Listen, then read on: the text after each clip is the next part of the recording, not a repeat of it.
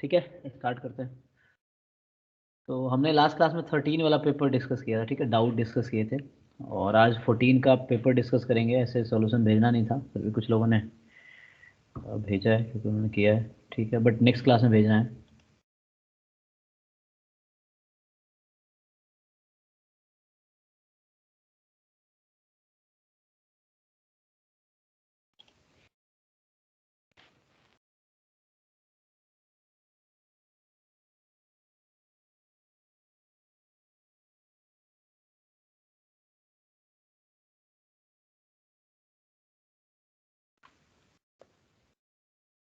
अच्छा, एक क्वेश्चन भी रह गया था, उन्होंने ट्राई नहीं किया, फिर नेक्स्ट क्लास में करेंगे। फिर मैं अभी देखा कि बच गया था, 10th क्वेश्चन जो था 13 वाला। ठीक है, नेक्स्ट क्लास में करूँगा, आज ट्राई नहीं किया।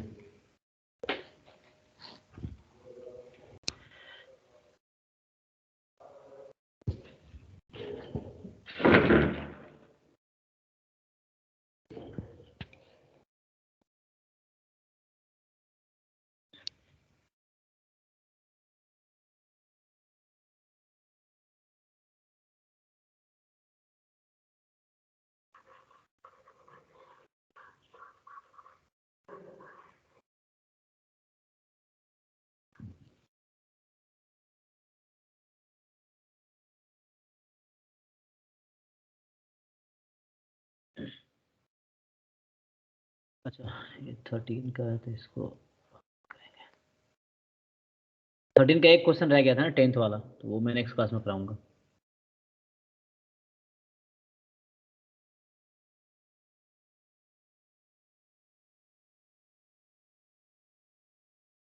फोर्टीन का पेपर है।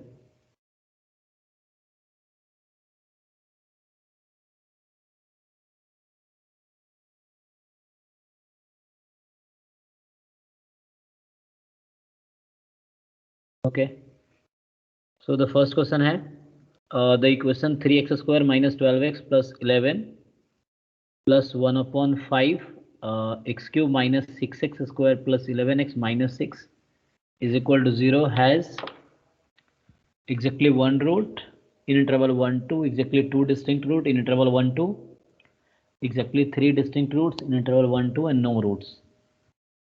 So कैसे करोगे बताओ, और स्पेशली जिन लोगों ने किया है पहले ही।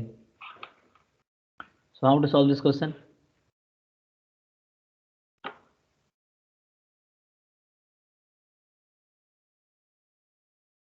हाँ जी, स्क्रीन तुम लोगों को दिख रहा है ना?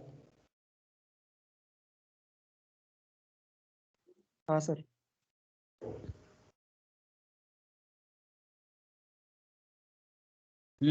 कोई ट्राई, मतलब ऐसी आइडिया बताओ, how will you solve? Sir differentiate करके चेक कर लिया इंक्रीजिंग है या डिक्रीजिंग है, और इंटरमीडिएट वैल्यू थ्योरम लगाया। जो मेरा इंटरवल दे रखा है ऑप्शन में 1 2, उस पे। ओके, 1.5 के ऊपर का वैल्यूज होगा ना, तो उसमें वैल्यूज नेगेटिव आ रहे हैं, और 1 से 1.5 के अंदर बीच में वैल्यू पॉजिटिव आ रहे हैं। जैसे हम 1.75 के निकाले हैं, तो उससे वो वैल्यू मेरा एक्स एक्सिस से कट कर रहा है, और 2 पे तो कट करेगा ही सर, क्योंकि वो इंटरवल पे ही मतलब नहीं है, ओपन है। तो 1.5 के बाद आप चेक कर सकते हैं सर उस पर, तो एक ही रूट उसमें बन रहा है। ओके, सो इंटरवल 1 2 की बात किया, तुम एक बार ये चेक कर लो कि 1 पे वैल्यू क्या है, 2 पे वैल्यू क्या है, ठीक है ना? तो जब x को 1 रखोगे, मतलब ये कुछ ऐसा है,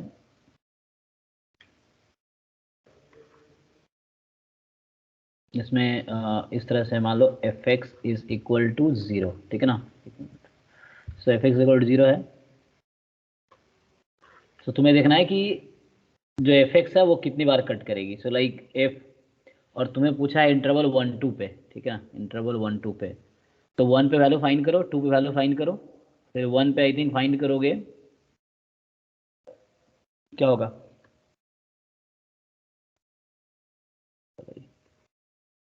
f1 ये फाइंड कर लो और f2 फाइंड कर लो। इससे क्या होगा, एक आइडिया लग जाएगा वैल्यू सेम है या डिफरेंट है दोनों पे। उसके बाद तुम्हें अगर चेक करना है कि इस इंटरवल 1 2 पे क्या है, तो इंटरवल 1-2 के बीच, मान लो 1-2 यहाँ पे नंबर है, तो इस पे फंक्शन क्या है, इंक्रीजिंग या डिक्रीजिंग है। तुम एफ डैश एक्स निकालो, मतलब फंक्शन का नेचर पता करो क्या होगा, तो इस बीच में क्या हो रहा है, फिर उससे तुम्हें पता चल जाएगा। आई थिंक ये इंक्रीजिंग आएगा इस तरह से, 1-2 के बीच में तो इंक्रीजिंग आएगा, तो बीच में एक सॉल्यूशन होगा इसमें, ठीक है। 1 पुट करोगे, मे बी अपोजिट वैल्यू आएगी, 1 पे अगर नेगेटिव आती है 2 पे पॉजिटिव आएगी, इस हाँ तरह सर, से। साइन चेंज हो रहा है तो decreasing सर आ एक रहा बार एटलीस्ट कट करेगा। तो है ना, है, F1 पे पॉजिटिव मिलेगा और F2 पे नेगेटिव मिलेगा। ओके। सेकेंड में क्या है, the circle of random radius. तो ठीक है, ट्राई करना, बाकी नेक्स्ट क्लास में देखूंगा, मतलब कंप्लीटली सॉल्व करेंगे अगर नहीं हुआ तो। नेक्स्ट क्वेश्चन है, a circle of random radius R, so R एक रैंडम वेरिएबल है, is constructed where the random variable R is uniform 0-1। तो अब क्या हो गया, जो आर है वो 0-1 है ना,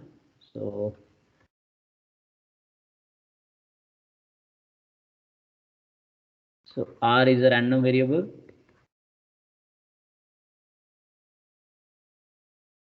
यूनिफॉर्म 0-1, ठीक है। तो बोला है probability that the area of the circle is less than 1 centimetre square, तो area less than 1 centimetre square है, ठीक है। तो जो एरिया होगा, अच्छा मुझे प्रोबेबिलिटी निकालना है, probability of area less than 1 centimetre square,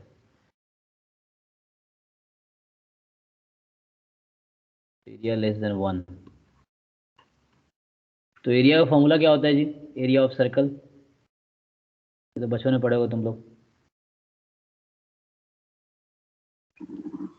pi are square. है ना। ये तो कर रहा है।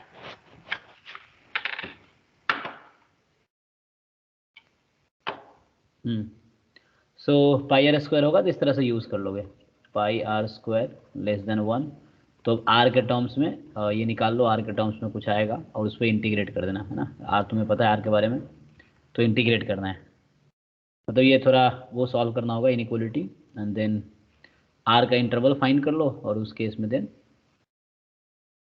वो हो जाएगा। सर यहाँ पे जो एरिया लेंगे वो मेरा डिफाइन है R 0 से 1, यानी कि फर्स्ट क्वाड्रेंट में डिफाइन है, तो वो 1/4 एरिया नहीं लेंगे उसका। 1/4 के क्या बोला है, circle of random radius R is constructed where the random variable R has this, okay. So हमसे पूछ रहा है कि circle of random radius R is constructed, ठीक है। तो हमने रेडियस आर का कंस्ट्रक्ट किया, रैंडम वेरिएबल आर जो है यूनिफॉर्म 0-1 है, तो आर की वैल्यू 0 से 1 में हो सकती है, मतलब ऐसा है। क्या प्रॉब्लम है इसका,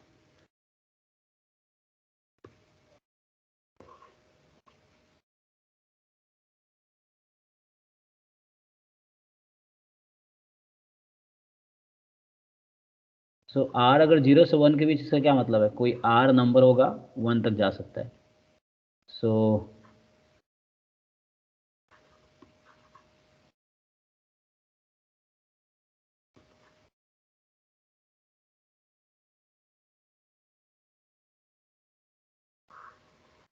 इसमें मान लो ये आर है, तो रेडियस तो नेगेटिव थोड़ी होता है, रेडियस हमेशा पॉजिटिव ही रहेगा। The probability that the area of circle is less than 1 centimetre, तो हम 1/4 क्यों लेंगे, क्योंकि रेडियस 0 से 1 के बीच है, हाँ जी। तो इसमें रेडियस 0 से 1 में ना, तो रेडियस तो आर है, सो आर तो ऑब्वियसली रेडियस लेंथ होता है, लेंथ तो नेगेटिव होगा नहीं, बट सर्कल तो कहीं भी जा सकता है ना। सो पाई आर स्क्वायर यहाँ से सॉल्व करेंगे तो क्या आ जाएगा, r square is less than 1/पाई। तो यहाँ से सॉल्व करोगे तो taking root both side, mod r is less than 1/√पाई, एंड देन इसको सिंप्लीफाई कर लेंगे।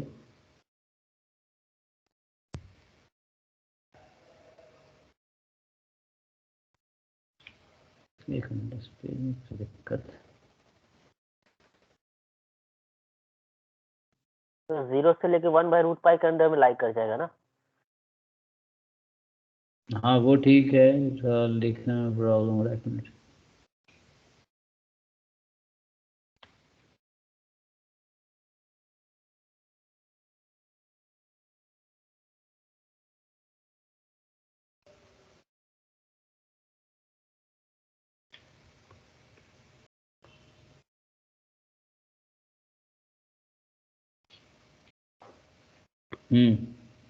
तो यहाँ हम क्या लिख रहे हैं, वही तो लिख रहे थे।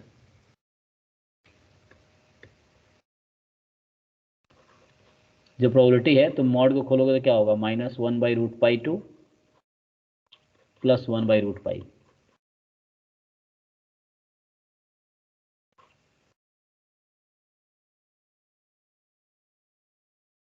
अब इसको तुम इंटीग्रेट कर लो।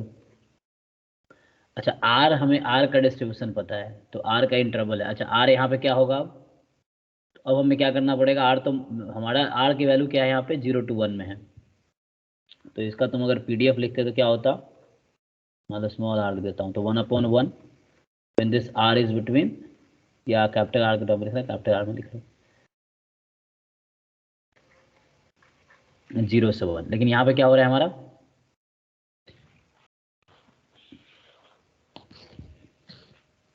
अब क्या करोगे,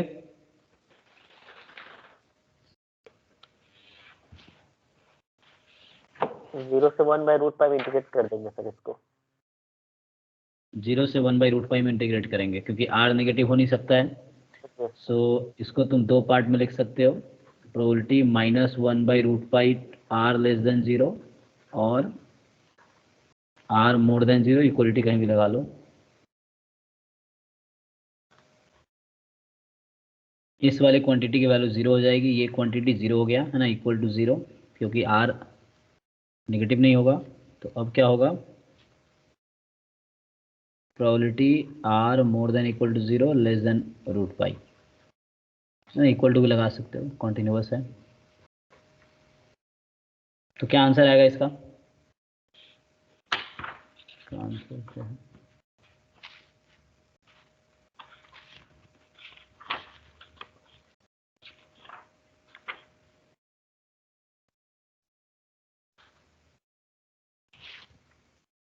क्या होगा, इंटीग्रेट करो इसको, 0 to 1, यहाँ 1 था ना, 0 to 1/√π, और यहाँ 1 है, dr लिख लो चाहो तो। ओके तो ये तो इजी हो गया, 1 का इंटीग्रेशन r का लिमिट तो 1/√π आएगा। इसमें किसी को कुछ पूछना है, अभी क्या 1/4 डिवाइड कर रही थी, हाँ जी बताओ क्या कह रहे थे। सर जो फॉर्मूला लगा रहे थे ना, πr² डिवाइड बाई 4, क्योंकि वो फर्स्ट क्वाड्रेंट में सिर्फ बना रहा है इसलिए। अच्छा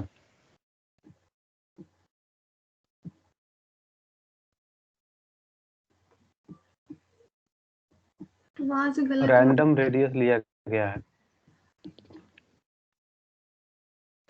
अब ठीक है सर।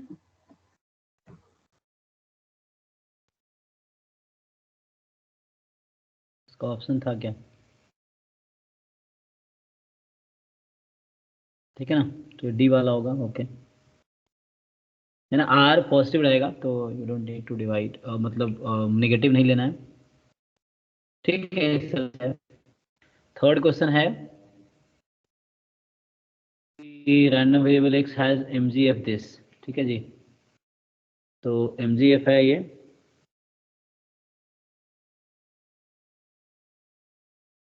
तो अगर इसको ओपन करोगे तो ये किसका MGF है, नॉर्मल का। e⁻² प्लस 2t², तो e⁻ μt plus half σ²t², तो μ2 हो गया, σ² 4 हो गया। अब उसके बाद ठीक है, अब नॉर्मल है तो स्टैंडर्ड नॉर्मल बना लो, फिर फाई के टर्म में आंसर आ जाएगा। तो x नॉर्मल है, ठीक है ना, मीन वेरिएंस में मिल जाएगा MGF से, तो इसको कर लो। A system consisting of n component functions if and only if at least one of the n component functions. So एक सिस्टम है जिसमें n कंपोनेंट है, अब वो सिस्टम वर्क करेगी, फंक्शन का मतलब यहाँ पे वर्क करना है। सो वो फंक्शन वर्क करेगी अगर कम से कम एक कंपोनेंट वर्क कर रही है n कंपोनेंट में से, एटलीस्ट वन। ठीक है, suppose that all the n component of the system function independently. अब जितने भी कंपोनेंट्स हैं वो इंडिपेंडेंटली फंक्शन कर रहे हैं, मतलब वर्क कर, प्रोबेबिलिटी 3/4। सो हर कंपोनेंट के इंडिपेंडेंटली वर्क करने की प्रोबेबिलिटी है 3/4। तो if the probability of functioning of the system is 63/4, अब सिस्टम फंक्शन करेगा इसकी प्रोबेबिलिटी है 63/64। तो क्वेश्चन है क्या वैल्यू है n की। सो लाइक कहना क्या चाह रहे हैं, इसको मैं लिखूं अगर,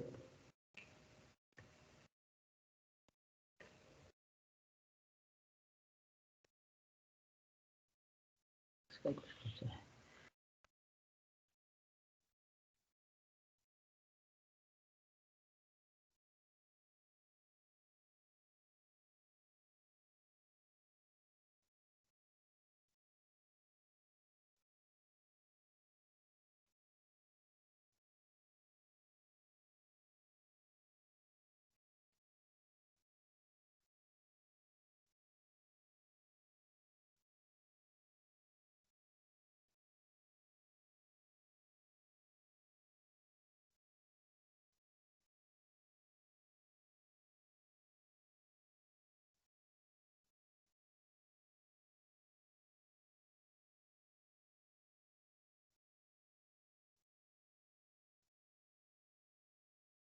ठीक है, इसको लिख सकते हैं।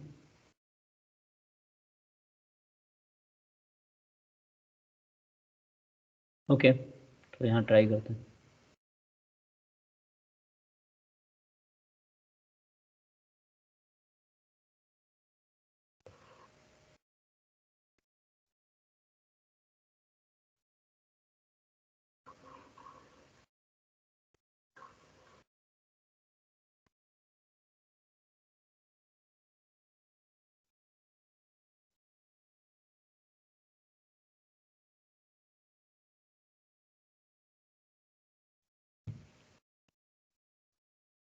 ओके, तो हम लोग क्या कर रहे थे,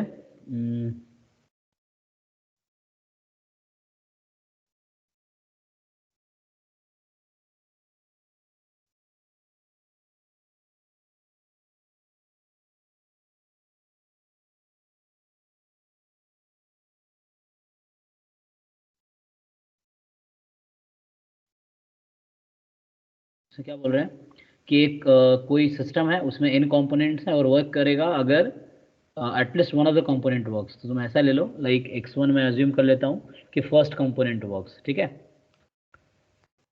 फर्स्ट कंपोनेंट वर्क्स। x2 ले लो, सेकेंड कंपोनेंट वर्क्स।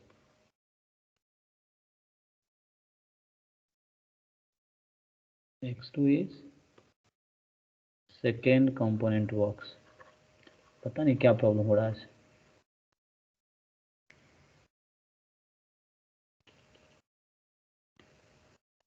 x3 है थर्ड कंपोनेंट वर्क, लाइक इस तरह से ना xn। तो तुमसे क्या पूछा है कि n कंपोनेंट वर्क्स, इसकी प्रोबेबिलिटी क्या है।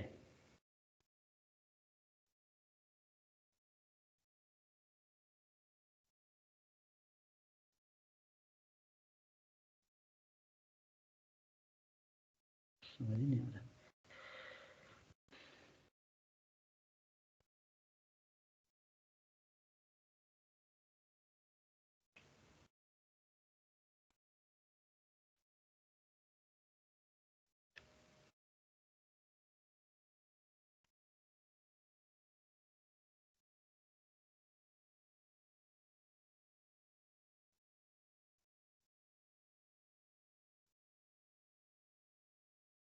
ठीक है, चलो। सो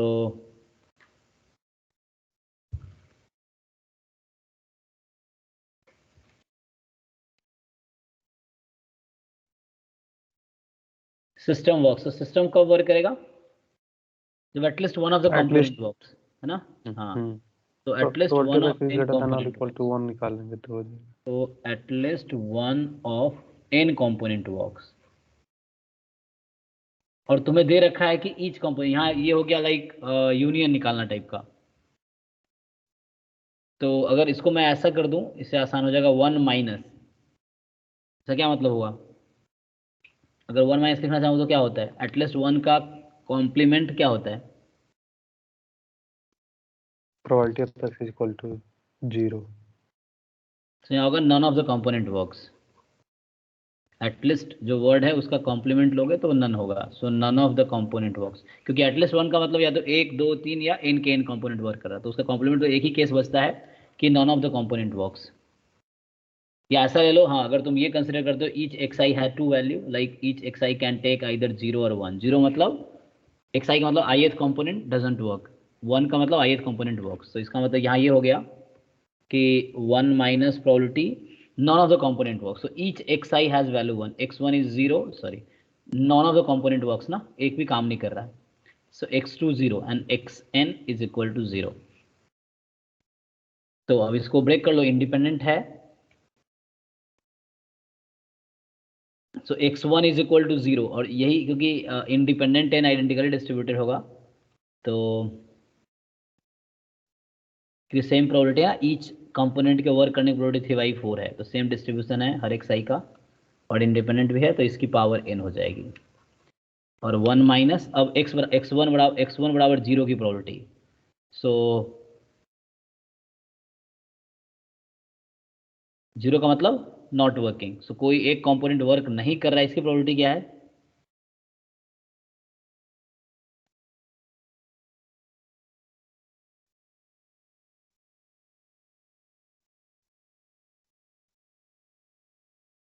हाँ जी, जगे हो तुम लोग? So one component is working, probability is 3/4, so not working is 1/4, तो आएगी ये 1/4 और इसकी पावर n। तो ये आंसर होना चाहिए। अच्छा, हमें n निकालना था ना, ओ, तो ये दे रखा है 63/64 है, ओके। तो हमने पहले क्या फाइंड किया, क्या प्रोबेबिलिटी है कि सिस्टम वर्क्स और सिस्टम फंक्शनिंग, और वो इसको इक्वेट करना है तुम्हें 63/64 के। तो यहाँ से n नहीं आ जाएगा कर लोगे अब, तो इस इक्वेशन को सॉल्व 3 करके आ n रहा है। निकाल लेना। तो इसको सॉल्व कर लेना, अब n आ जाएगा।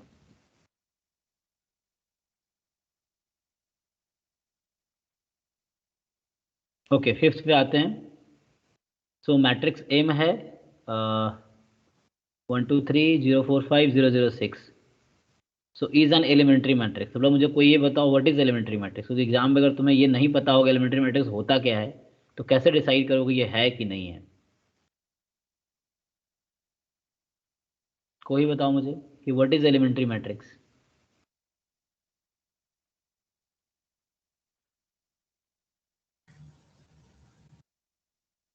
सर वो लाइक एक सिंगल ऑपरेशन पे वो रूट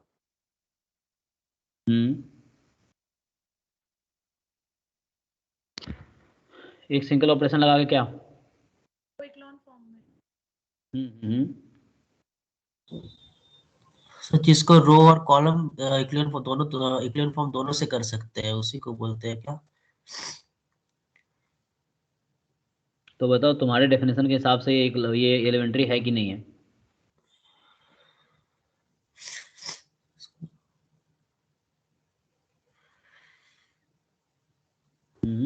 नहीं, वो डेफिनेशन नहीं है। इन्वर्टिबल बोलते हैं आई थिंक, क्या बोलते हैं? इन्वर्टिबल मैट्रिक्स को। अच्छा, इन्वर्टिबल मैट्रिक्स एलिमेंट्री मैट्रिक्स बोलते हैं, तो तुम्हारे हिसाब से ये करेक्ट ऑप्शन होगा फिर, A option,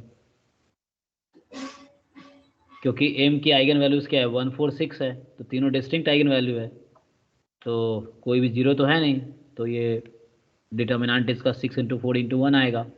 determinant non zero है तो इन्वर्टिबल है, तो इन्वर्टिबल एलिमेंट्री भी होता है। नहीं, ये भी सही नहीं है। बाकी बताओ कोई, व्हाट इज एलिमेंट्री मैट्रिक्स, क्योंकि इस एलिमेंट्री एक एलिमेंट्री मैट्रिक्स है, देखो दो ऑप्शन में वही वर्ड यूज किया गया है। सर वो लाइक सिंगल ऑपरेशन से वो आइडेंटिटी मैट्रिक्स है। हाँ, तो डेफिनेशन ये है कि एक ऐसा मैट्रिक्स जिसमें तुम एक ऑपरेशन लगाओ, एलिमेंट्री ऑपरेशन, और उसको तुम आइडेंटिटी बना सकते हो, या आइडेंटिटी में एक ऑपरेशन लगाने के बाद वो तुम्हें जो मैट्रिक्स मिलता है उसको हम एलिमेंट्री मैट्रिक्स बोलते हैं। तो डेफिनेशन क्या हुआ कि a matrix which can be obtained after multiplying just one, मतलब only one elementary operation. For example, जैसे एग्जाम्पल बता देता हूँ, जैसे कोई भी एक मैट्रिक्स बना लो, जैसे चलो मैं आई से ले लेता हूँ। तो आई से मेरे पास है 1 0 0 0 1 0 0 0 1। सो अगर एलिमेंट्री ऑपरेशन तुम रो में यूज़ करोगे, तीन तरह के होते हैं, है ना। Either you can interchange any two row, और you can multiply a row by a constant. So ये तो यूज़ नहीं करेंगे यहाँ पे। R1 changes as R1 plus constant time R2, ठीक है, कोई भी यूज़ कर लो तीनों में से, ठीक है। तो एक ऑपरेशन, बस एक बार तुम्हें कोई ऑपरेशन लगाना है। ये तीन ऑपरेशन हैं, इसको एलिमेंट्री रो ऑपरेशन बोलते हैं। जो मैट्रिक्स आएगा उसको हम बोलेंगे, फॉर एग्जांपल मैंने यहाँ कर दिया R1 इंटरचेंज्ड विथ R3, तो ये न्यू मैट्रिक्स बनाएगा। ये I है तो मैं नाम देता हूँ E1। E1 मतलब एलिमेंट्री मैट्रिक्स 1। सो क्या हो जाएगा इसमें, थर्ड रो जो है यहाँ 0 0 1 होना था। सो 0 0 1 0 1 0 और 1 0 0। तो ये एक एलिमेंट्री मैट्रिक्स है, दिस इज एलिमेंट्री मैट्रिक्स। क्यों? क्योंकि हमने आइडेंटिटी मैट्रिक्स में एक ऑपरेशन लगा के जो भी मिलता है उसको एलिमेंट्री मैट्रिक्स बोलते हैं। दूसरे तरीके से इस पर तुम एक ऑपरेशन लगा के इसको आइडेंटिटी बना सकते हो। अब मैं इस पर क्या ऑपरेशन लगाऊं कि आइडेंटिटी बन जाए, तो फिर से तुम क्या करो, R1 और R3 को इंटरचेंज कर दो, तो ये क्या हो जाएगा, I आ जाएगा। इंटरचेंज करो, क्या हो गया 1 0 0, then 0 1 0 as it is, and जो फर्स्ट रो है वो थर्ड रो हो जाएगा, तो 0 0 1। तो देखो ये आइडेंटिटी आ गया, इसका मतलब ये एलिमेंट्री मैट्रिक्स है। तो अब यहाँ क्या है, मतलब सिमिलरली तुम ये भी लगा सकते हो, किसी रो को कांस्टेंट से मल्टीप्लाई कर दो इन दैट केस, या किसी एक रो को दूसरे रो के रेस्पेक्ट में कांस्टेंट से मल्टीप्लाई करके ऐड कर सकते हो। जैसे तुम थर्ड रो को मान लो 3 से मल्टीप्लाई करके सेकेंड रो में ऐड कर दिया, इस तरीके से। तो अब डिसाइड ये करना है क्या ये एलिमेंट्री मैट्रिक्स है। कोई एक ऑपरेशन लगा के क्या तुम आइडेंटिटी बना पाओगे इसको? एक ही ऑपरेशन लगाना है तुम्हें, यस और नो? नो, आइडेंटिटी बनेगा ही ना। नहीं, आइडेंटिटी बनाने के लिए तुम्हें कम से कम 3 2 5 ऑपरेशन लगाने पड़ेंगे, क्योंकि 1 तो बना हुआ है पहले से, ये 1 पहले से बना हुआ है। तो 1 0 0 0 1 0, तो ये 0 बना हुआ है, 0 0 1। तो कम से कम तुम्हें इन 5 एलिमेंट को चेंज करना था, at least 5 elementary operation you need to use. Okay, तो एक तो ये एलिमेंट्री मैट्रिक्स नहीं है, क्योंकि इस पे एलिमेंट्री ऑपरेशन लगा के तुम आइडेंटिटी मैट्रिक्स नहीं बना पाओगे। Okay, can be written as a product of elementary matrixes.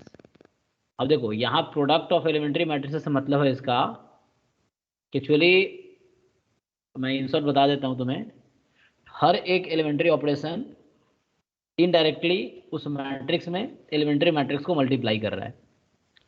जैसे मैं बोलता हूँ, जैसे तुम लोग अगर 12th में पढ़ते हो देख होता था, एग्जाम्पल देता हूँ, A is equal to AI, ठीक है।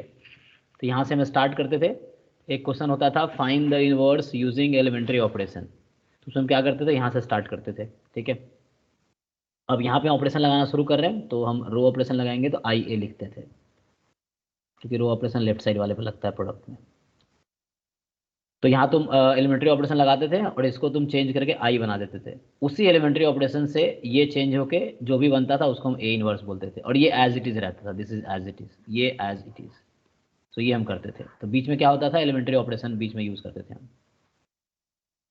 तो उसी को मैं अगर हायर लेवल पे जब तुम पढ़ लिए, हाँ, रैंक निकालने में भी एलिमेंट्री मैट्रिक्स।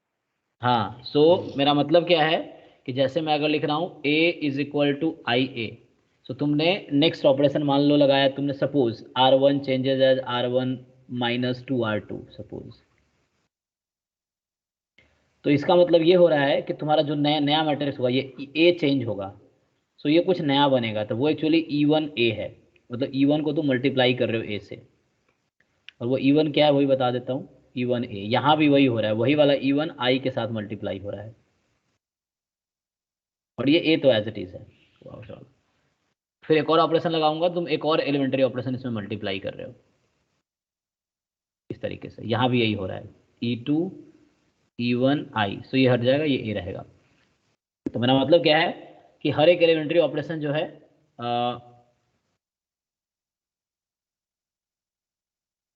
अब इसको मैं अगर प्रूफ करना चाहूँ, मतलब वेरीफाई कर सकता हूँ कि जैसे ये E1 क्या है यहाँ पे, अगर मैं पूछूँ ये कौन सा E1 मैट्रिक्स है, तो E1 जो I में तुम ये लगाओगे तो जो भी आएगा वही E1 है। वो E1 जो मैट्रिक्स है वो कुछ और नहीं है, वो एलिमेंट्री मैट्रिक्स होगा ऑब्वियसली। और I जो है तुम्हारा 1 0 0 0 1 0 0 0 1, उसमें ये ऑपरेशन लगा दो, तो जो मैट्रिक्स आएगा अगर उस मैट्रिक्स को तुम A से मल्टीप्लाई करोगे तो यहाँ जो मैट्रिक्स तुम्हारा मिलेगा वही वाला होगा। मैं थ्योरेटिकली बोल रहा हूँ, मैं तो मुझे करके दिखाना पड़ेगा। सो तुमने लीनियर अलजेब्रा पढ़ा होगा तो उसमें ये कॉन्सेप्ट आता है। तो हमारे क्वेश्चन से क्या रिलेशन है सीधा बता देता हूँ। Can be written as a product of elementary matrix. तो क्वेश्चन ये है कि क्या तुम बार बार एलिमेंट्री ऑपरेशन लगा के क्या इसको आइडेंटिटी बना पाओगे, यस और नो? तो इसको हम आइडेंटिटी बना पाएंगे नहीं बना पाएंगे?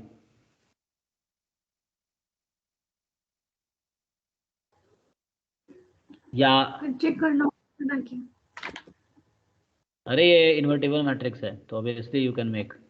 सो इन्वर्टेबल मैट्रिक्स है तो उसमें हम क्या कर सकते हैं, या डायरेक्टली एक थ्योरम होता है अगर तुम्हें याद है कि every invertible matrix is a product of elementary matrices. So मतलब ये है actually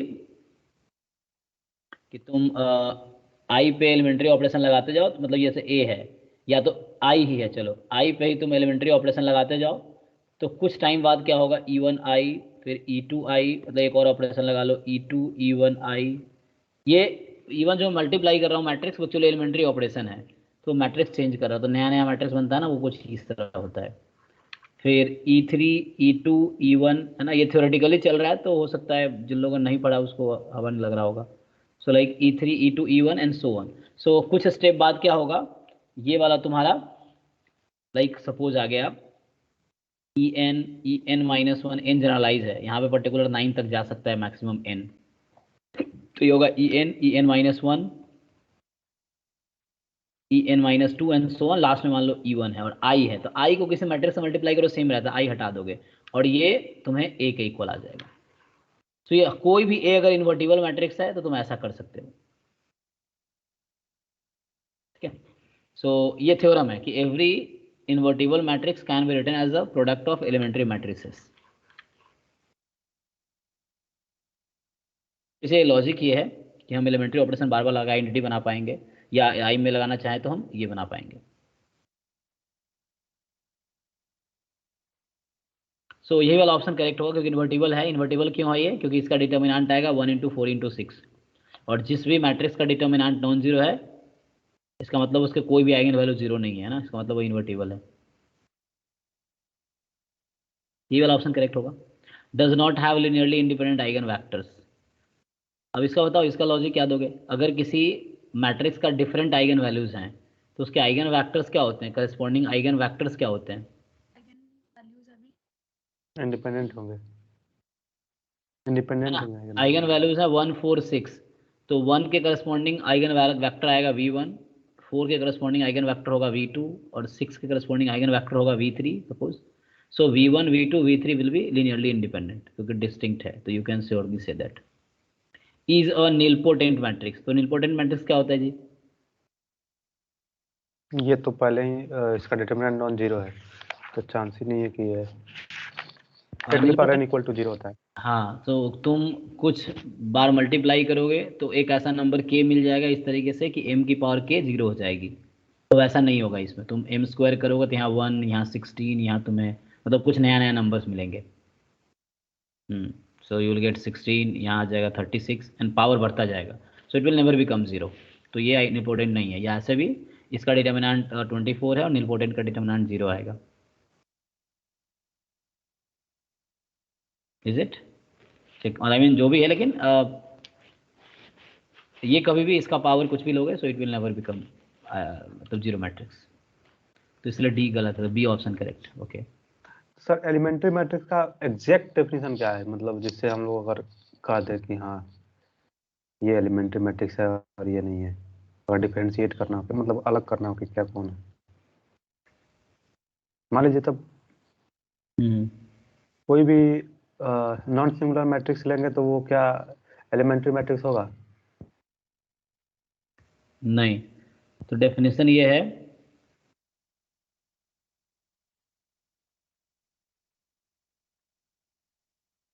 a matrix which can be obtained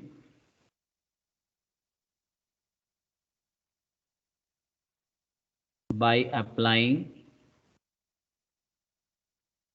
only one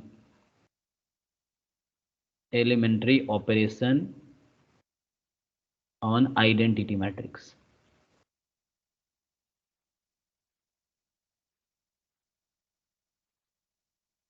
ठीक है, so a matrix which can be obtained by applying only one elementary operation on identity matrix. जैसे example देखो,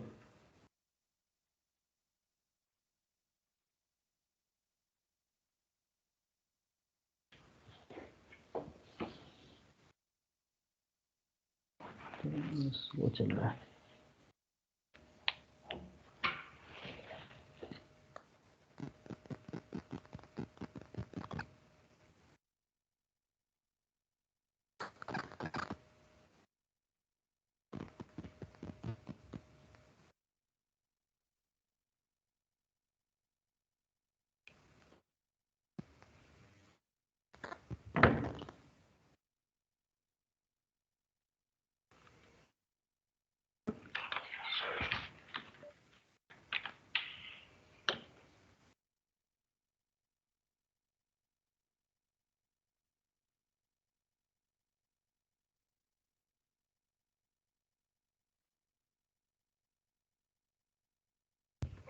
जैसे मैं एक मैट्रिक्स रखता हूँ, मान लो E1,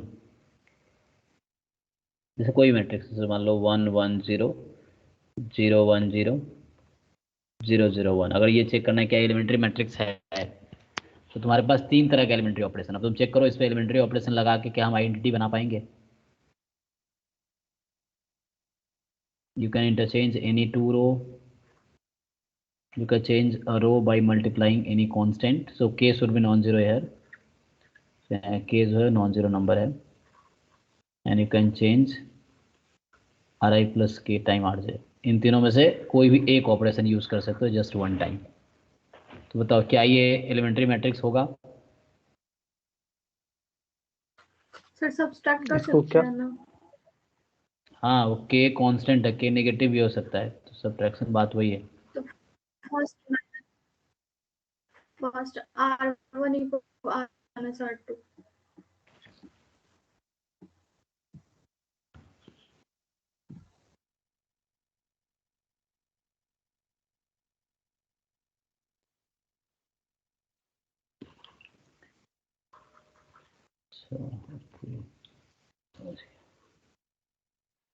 सो यहाँ पे क्या होगा, अगर तुम यूज कर लो R1 माइनस R2 ओनली, तो change R1 as R1 minus R2। So R1 को चेंज करो R1 माइनस R2,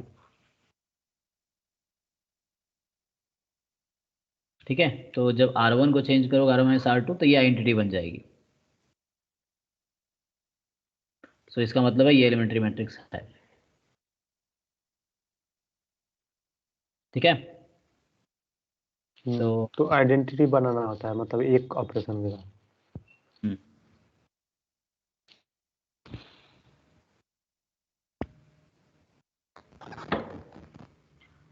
अब सो 6 नहीं करना है क्योंकि लीनियर ट्रांसफॉर्मेशन एमएस में नहीं आएगा इस बार। 7th भी नहीं करना है, ये भी लीनियर ट्रांसफॉर्मेशन का है। 8th, so x1 x2 x3 x4 be the independent random variables, then which of the following pair of random variables are independent? So बताओ क्या होगा इसमें से?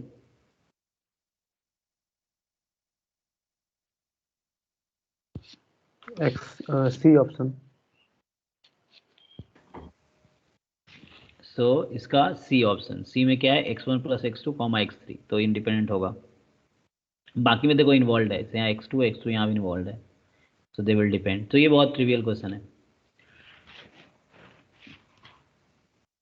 9th, the series summation log 1 plus 1 by n upon n की power alpha, this converges if alpha more than 0, if alpha क्या है equal to 0 है ना, इस तरह से।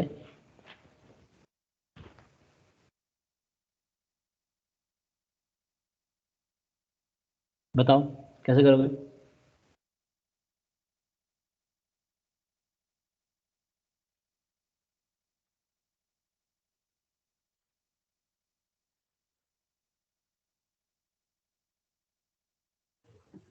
लिमिट कंपैरिजन टेस्ट लगा देंगे।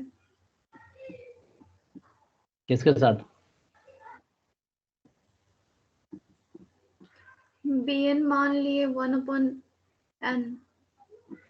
an/bn होता है ना, तो bn मान लिए 1/n, फिर और देन 1/n मानेंगे तो log 1/n और 1/n दोनों 1 कर देगा, बस बचेगा सिर्फ 1/n टू। और अल्फा पे कंडीशन चेक किया ऑप्शंस के थ्रू। सर इसको ऐसे नहीं कर सकते हैं, जैसे सर पहले हम ऑप्शन में इसको किसको किए, ऑप्शन सॉल्व किए हैं। जैसे अल्फा ग्रेटर देन 0 बोला तो अल्फा को अगर 1 रख देंगे तो सर यहाँ पे और 1 रख देंगे तो हमको पता है तो ऊपर में से कुछ भी रहेगा पर नीचे के n to the power p के केस में p ग्रेटर देन 1 पे कन्वर्जेंट होता है और लेस इक्वल टू 1 पे डाइवर्जेंट होता है। और यहाँ पे से कन्वर्जेंस बोला है अल्फा ग्रेटर देन 1, मतलब कि अल्फा इक्वल टू 1।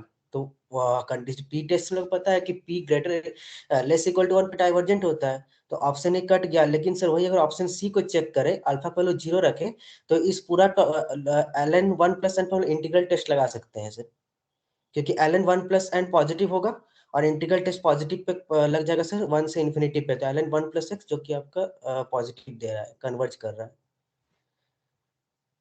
अच्छा, ऐसे ऐसे कर सकते हैं सर इसको। इसमें अल्फा मोर देन 0 है तो वैसे 1 लेना, वो अल्फा 0.5 भी तो हो सकता है, वो 1 तो इधर भी आ जाएगा, तो कैसे एलिमिनेट करेंगे?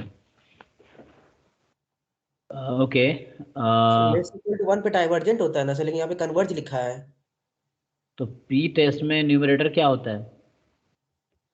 सर न्यूमरेटर तो 1 रहता है सर, न्यूमरेटर 1 रहता है वहाँ पे मतलब कुछ भी रहेगा लेकिन 1 by n to the power p ऐसे लिखा रहता है। तो ये कुछ भी यहाँ पर log 1 प्लस 1/n, ये n पे डिपेंडेंट है, तो ये इफेक्ट करेगा। अच्छा, okay sir. So summation A N मान लो, इसको समेसन ए एन है ये, है ना। बी एन कुछ तुम कंसिडर कर सकते हो जिसके साथ तुम कंपेयर कर सको।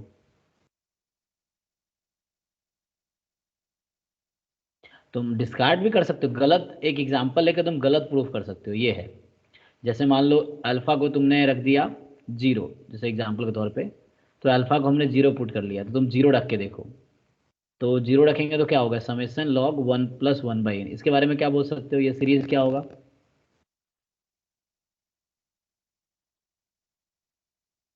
अगर log 1 प्लस एक्स का इंटीग्रेशन भी कर दो तुम इंटीग्रल टेस्ट से, 0 टू इन्फिनिटी लिमिट लेके, 1 टू इन्फिनिटी ले लो, तो क्या आंसर आता है इंटीग्रेशन करके? फाइनाइट आएगा, इन्फिनाइट होगा? डाइवर्स डाइवर्स कर जाएगा वो। तो अगर डाइवर्स कर गया मतलब ये गलत है, देखो मतलब एग्जाम्पल गलत, यहाँ पे अल्फा 0 लिया हमने, तो अगर डाइवर्स कर रहा है तुम उसको चेक करना, इंटीग्रल टेस्ट से भी कर सकते हो, तो ये गलत हो गया, ये गलत हो गया, तो बी भी गलत हो गया। अगर सी ऑप्शन गलत है तो बी भी गलत है, क्योंकि बोल, अच्छा एक minute, diverse for all alpha बोल रहा है, तो तुम्हें यहाँ फिर बी के लिए तुम्हें चेक करना पड़ेगा कोई ऐसा है क्या जिसके लिए कन्वर्ज कर रहा है। Okay, converges for alpha more than 0, converges for alpha less than 0।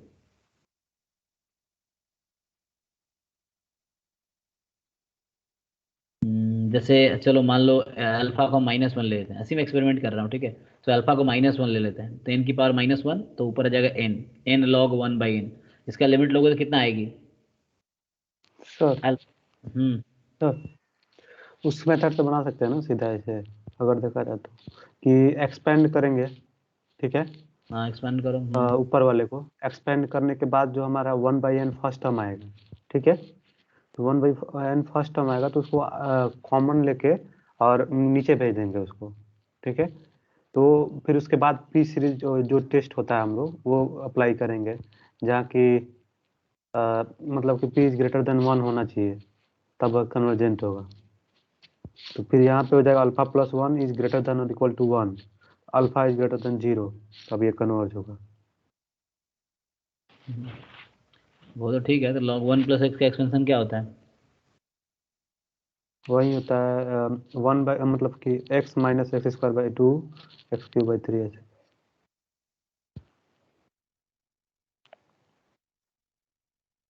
केवल हम ये फाइंड करना चाह रहे थे इसमें कि n का जो डिनोमिनेटर जो भी होगा ऊपर अनटेस्ट इन्फिनिटी बाद में अगर चाहे देखा जाए तो उसमें तो 0 हो जाएगा, तो ऊपर 1 बच जाएगा, नीचे कितना पावर आ रहा है ये देखने के लिए मैंने इस एक्सपेंड किया। तो ये जब तुम x लिखोगे तो x की जगह क्या होगा 1 + 1/n होगा, अब बाद में x स्क्वायर में भी वो टर्म आएगा। हाँ, एक्सपेंशन वहाँ क्या होगा इसका एग्जैक्ट log 1 यही + x। x minus x square by 2 plus x cube by 3 minus x power 4 by 4। कोई कुछ बोल रहा था, बताओ। सर मैंने अभी सॉल्व किया तो an जो टर्म दी है ना वही लेनी, bn 1/n⁻⁴ लेंगे। ओके तो लिमिट कंपैरिजन से किया तो लिमिट वैल्यू 1 आ रही है, नॉट इक्वल्स टू 0 है। समेशन bn कन्वर्ज करेगा तो ही समेशन an कन्वर्ज करेगा।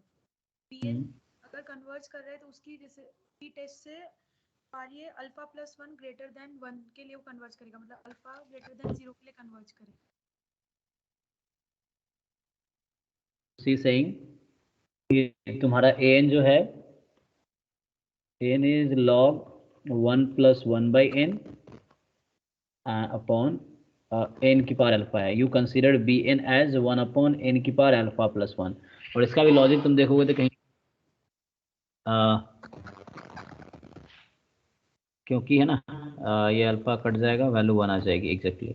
सो यहाँ पे क्या होगा देखो, जैसे जब तुम डिवाइड करोगे तो n की पावर अल्फा कैंसिल हो जाएगी, log 1 + 1/n अपॉन 1/n, तो वैल्यू तुम्हें 1 देगी। So like so if you use limit n tends to infinity मतलब an अपॉन bn करके देखो, तो डिवाइड करोगे तो n के अल्फा कैंसिल, फिर आंसर आ जाएगा तुम्हारा 1। और ऐसा आ गया तो लिमिट कंपैरिजन टेस्ट लगाओ। सो क्या कहता है, दिस इज नॉन जीरो, मतलब both have the same property, ऐसा कुछ होता है ना।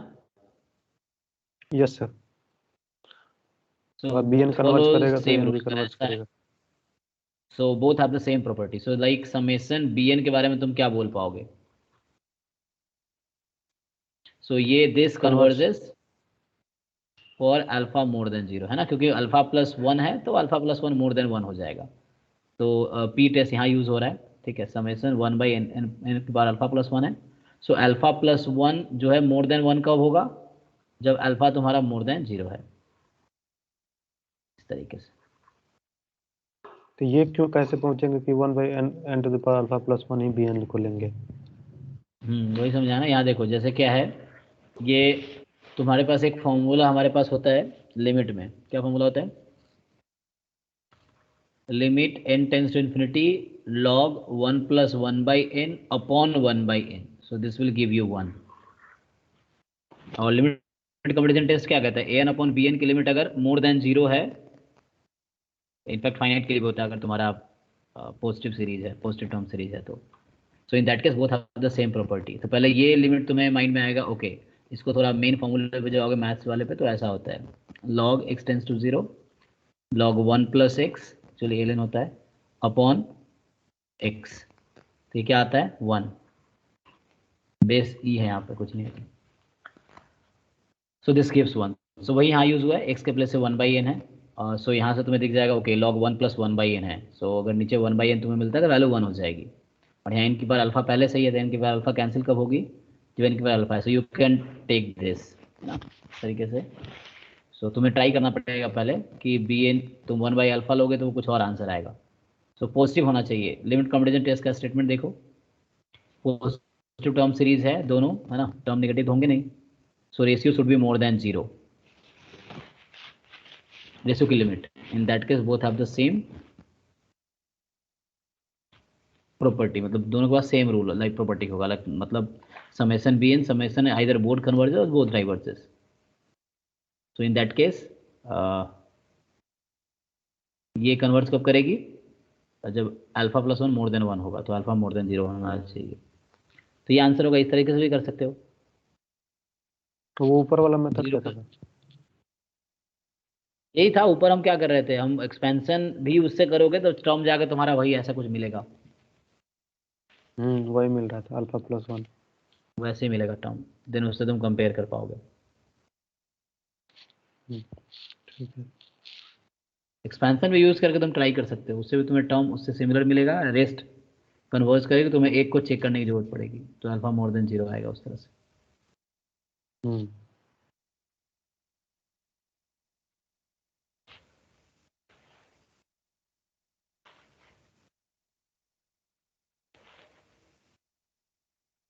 2ab, अगर बाद में नेक्स्ट टर्म होगा एक्स स्क्वायर बाई 2, 2ab से कैंसिल हो जाएगा।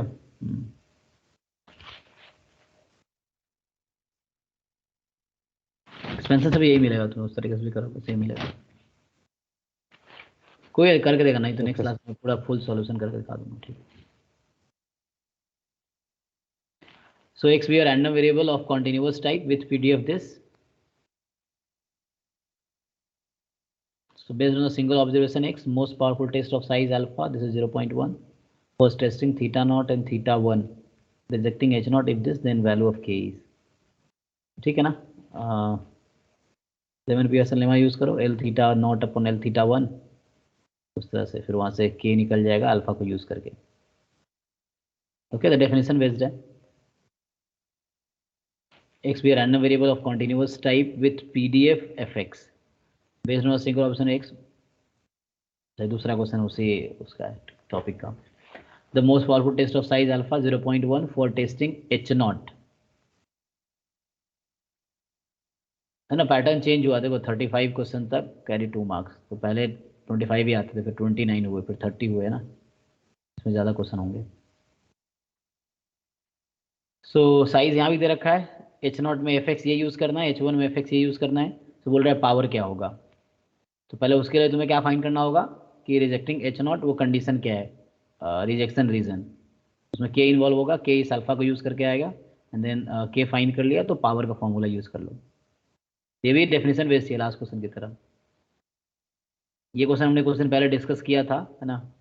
तो फिर भी पढ़ लेते हैं, डाउट होगा तो नेक्स्ट क्लास में फिर डिस्कस मतलब सॉल्व कर दूंगा मैं। X Y with the two random variable of discrete type with respective PMF this. So discrete है ना, 0 पे प्रोबेबिलिटी 2p है x में, 1 पे 2p है, 2 पे 1 - 4p है। y में 0 पे प्रोबेबिलिटी p/2 है, 1 पे प्रोबेबिलिटी 4p स्क्वायर है, और 2 पे प्रोबेबिलिटी 1 - p/2 - 4p स्क्वायर है। So among the statistic x y बोल रहा है कौन सा कंप्लीट है, दोनों कंप्लीट है, एक्स है वाई नहीं है, या दोनों नहीं है, या इस तरह से। सो कंप्लीट की डेफिनेशन क्या होती है, कोई रैंडम वेरिएबल कंप्लीट कब होगा?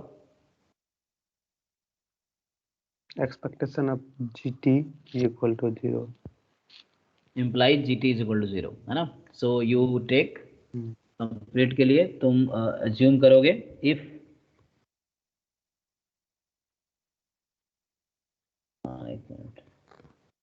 so if expectation of GT is equal to 0 implies GT is equal to 0। तो T तो मैं स्मॉल भी लिख सकती है, डायरेक्टली लिखा हूँ, random variable for all T जिस पे डिफाइन है ना। सो T रैंडम वेरिएबल की जो वैल्यू होगी, T एक रैंडम वेरिएबल है, ठीक है, उस तरह से लिखा हूँ। सो T की जो पॉसिबल वैल्यूज है उस पर देखना है, तो डेफिनेशन लगाना हो जाएगा, हमने पहले भी डिस्कस किया है, तो नेक्स्ट क्लास में दोबारा करेंगे। Let X Y denote the life times of two independent components. X Y क्या है, लाइफ टाइम है in years of two independent components connected in a series. हाँ, सो ये सीरीज पैरेलल में जा रहा है with respective PDF this, okay, the probability that the system will survive for at least 2 years is वो series वाला तुम्हें वही रूल है जो तुमने फिजिक्स में पढ़ा होगा, सीरीज या नॉर्मल भी है, मतलब लॉजिक गेट्स में पढ़ा सीरीज होगा। में अगर एक भी कंपोनेंट काम नहीं करेगा तो सब पूरा सिस्टम वर्क नहीं करेगा। तो लाइक है ना, component 1 component 2, so both has to work, इस तरह से कहना चाह रहा है। So component 1 work, component work का है ना, उसका जो लाइफ टाइम इसके अकॉर्डिंग चल रहा है, कंपोनेंट 2 का लाइफ टाइम इसके अकॉर्डिंग है। सो एक्चुअली ये टॉपिक रिलायबिलिटी में आता है, आगे जाके एक रिसर्च एरिया है ना टॉपिक है। So the probability that the system will survive for at least 2 years, तो तुम्हें सिस्टम सर्वाइव करेगी एटलीस्ट 2 ईयर्स। तो बताओ सीरीज में सिस्टम को सर्वाइव करने के लिए सीरीज में है, जिसका क्या मतलब हुआ? दोनों कंपोनेंट को सरवाइव करना पड़ेगा। हाँ, क्योंकि एक भी फेल हुआ तो सिस्टम फेल हो जाएगा। सीरीज का मतलब ये था। पैरेलल का मतलब होता है कि कोई भी एक वर्क कर रहा है तो वर्क करती रहेगी सिस्टम, है ना। तो पैरेलल में एटलीस्ट वर्ड यूज होता है, और मतलब पैरेलल में यूनियन टाइप का हो गया, और सीरीज में इंटरसेक्शन है। तो इसने बोला है probability that system will survive, है ना, सिस्टम विल सर्वाइव। तो सर्वाइव मतलब हो गया कि x भी more than survive more than 2 years. So x भी मोर देन 2 होगा और y भी मोर देन 2 होगा, इसकी प्रोबेबिलिटी निकालनी। तो अब ये निकाल लोगे, और x y इंडिपेंडेंट है, तुम अलग अलग कर लो तो अब तो बहुत ईजी है। बस यही वो तुमसे इंटरप्रिटेशन जानना चाह रहा है बस, बाकी तो ये निकाल लोगे। x मोर देन 2 क्या है, y मोर देन 2 क्या है, इसका प्रोडक्ट करना है। प्रोबेबिलिटी x मोर देन 2 y मोर देन 2 PDF दे रखा है, तो उसको यूज करके प्रोबेबिलिटी निकालनी है। ठीक है। सो सीरीज का मतलब था both will work then system will work. So system will survive for at least 2 years if and only if x will survive for 2 years and और नहीं and y will survive for more than 2 years या at least 2 years। ये fine करना है। CDF दिया है, probability पूछ रहा है। इस तरह को हमने किए हैं तो कर लोगे डायरेक्टली, है ना। तो ना f ऑफ 1 माइनस क्या होगा, CDF एट 1, हाँ f1 minus f 1/4 1/4 minus left hand limit.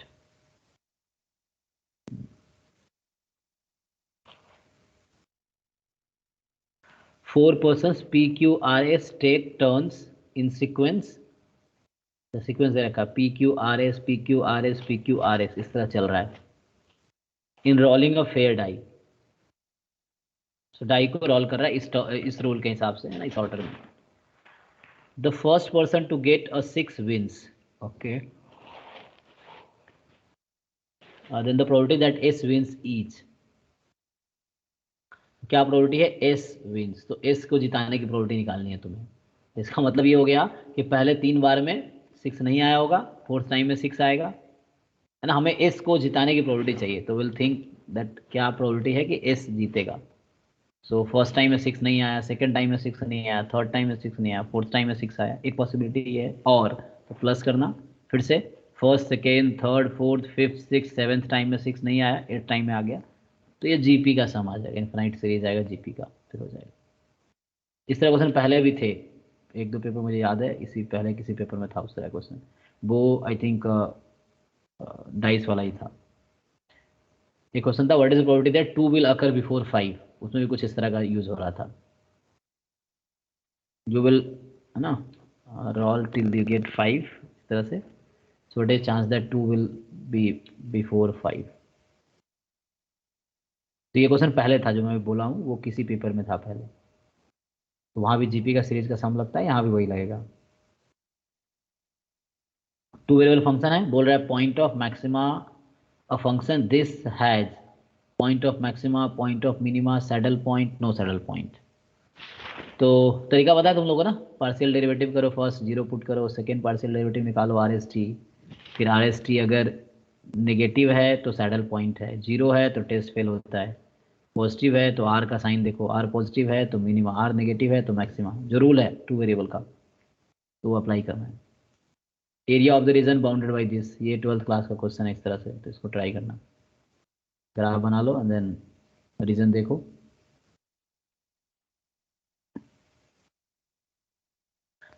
x1 x2 xn so on, है ना, इस तरह से be a sequence of IID uniform 0 1 random variable. yn जो है x1 से xn तक का सम है ना, yn is x1 plus x2 plus x3 up to xn। तो पूछ रहा है तुमसे probability yn will be less than equal to this, ठीक है, सेंट्रल लिमिट थ्योरम लगेगा इसमें, है ना। तो yn का मीन निकाल लो, yn का वेरिएंस निकाल लो, इस तरह से करके देखो, और IID है तो हो जाएगा सेंट्रल लिमिट थ्योरम से।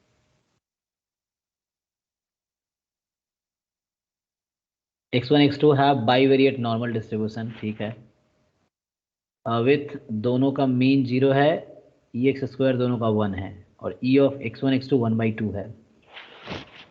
और तुम कोवेरियंस निकाल पाओगे ना, यहाँ से कोवेरियंस और वेरियंस दिख रहा है तुम्हें, तो क्या प्रोबेबिलिटी है, तो हो जाएगा वैसे ही, है ना। मतलब यहाँ एक्चुअली इंडिपेंडेंट नहीं दिया है। वेरिएंस निकाल के CLT लगा देना है। ठीक है, मीन वेरिएंस, मीन तो वहाँ 0 दिख रहा है तुम्हें, तो मीन वेरिएंस फाइंड करके CLT लगाना है। तो एक्चुअली नॉर्मल ऑलरेडी है, तो तुम्हें बस स्टैंडर्डाइज करना है यहाँ पे, है ना। CLT हर केस में लग जाता है जब तुम्हारे पास सैंपल लार्ज होते हैं। यहाँ नॉर्मल ऑलरेडी है, वो बाई वेट नॉर्मल है, तो उसमें स्टैंडर्डाइज करना है उसको। ये क्वेश्चन पढ़ने से पहले ऐसा लग रहा है बेस थ्योरम का होगा, है ना। There are 2 urns U1 U2, U1 contain 4 white 4 black balls, U2, अच्छा U2 is empty। ओ एक मिनट, ठीक है जी। तो शुरू में U1 में 4 व्हाइट 4 ब्लैक है और U2 एम्प्टी है शुरू में, ठीक है। 4 ball are drawn at random from U1 and transfer to U2, 4 ball तुमने निकाले और उसमें U2 में ट्रांसफर किए। Then a ball is drawn at random from U2, पूछ क्या रहा है, the probability that the ball drawn from U2 is white. तो क्या हो सकता है, या तो व्हाइट हो सकता है या ब्लैक हो सकता है, 2 पार्टीशन हो गया। सो में भी टोटल प्रोबेबिलिटी यूज हो सकता है, तो लगाना दिमाग।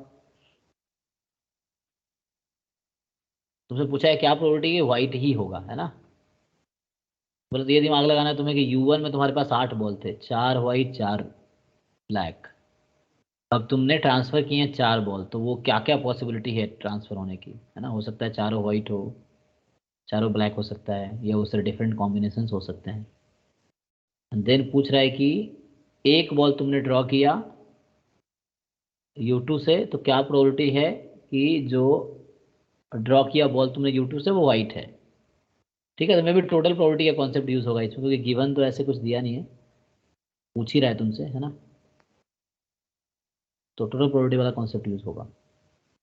पार्टीशन बनाना, different partition, then you try. ये 12th क्लास लेवल का क्वेश्चन है इस तरह से। चेंज ऑफ ऑर्डर ये कर लोगे, ग्राफ बना के ऑर्डर चेंज करना है। चेंज ऑफ ऑर्डर और लिमिट। सिस्टम ऑफ इक्वेशन ये भी तुम लोग को आता है। डिफरेंशियल इक्वेशन नहीं करना है।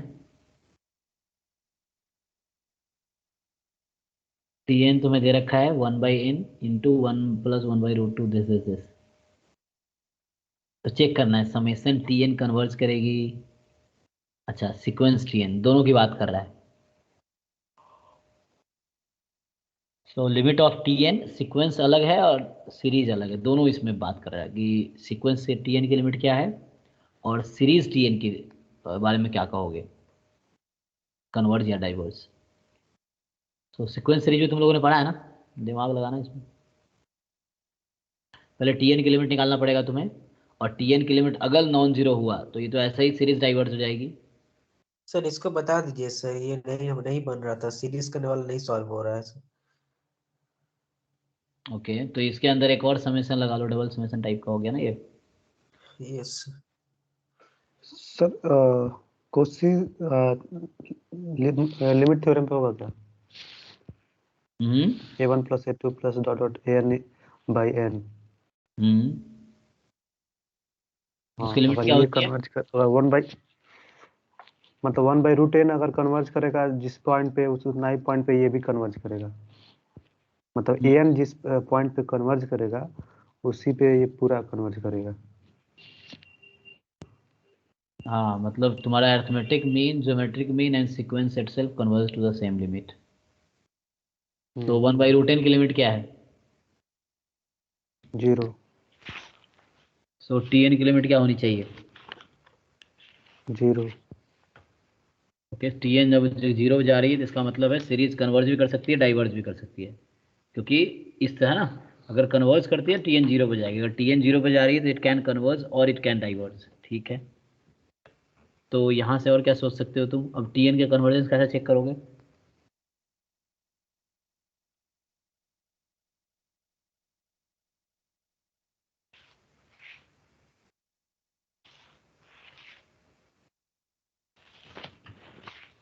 How will you check the convergence of the series?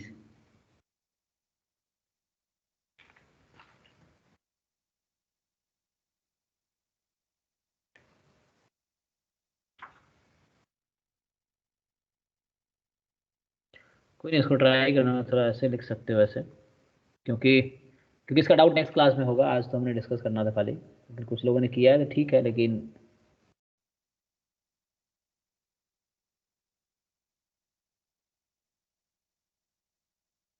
तो इसको तुम ऐसे लिख सकते हो ना, ये जो टी एन है, ये टी एन कुछ इस तरह से है, 1/n, एंड इसको तुम summation 1/√k from 1 to n, तो इस तरह से है। और जब समेसन टी एन आ जाएगा, सीरीज टी एन है ना, तो ये कुछ ऐसी हो जाएगी 1/n।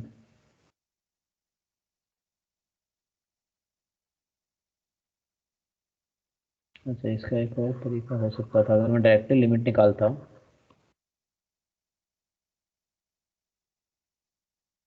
तो पढ़ा हुआ है ना, क्या होगा, लेकिन 1/, सेट नहीं हो पा रहा है सर।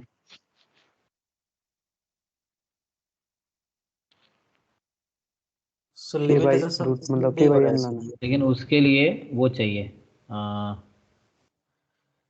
क्या फॉर्मूला था, f(k/n) ना।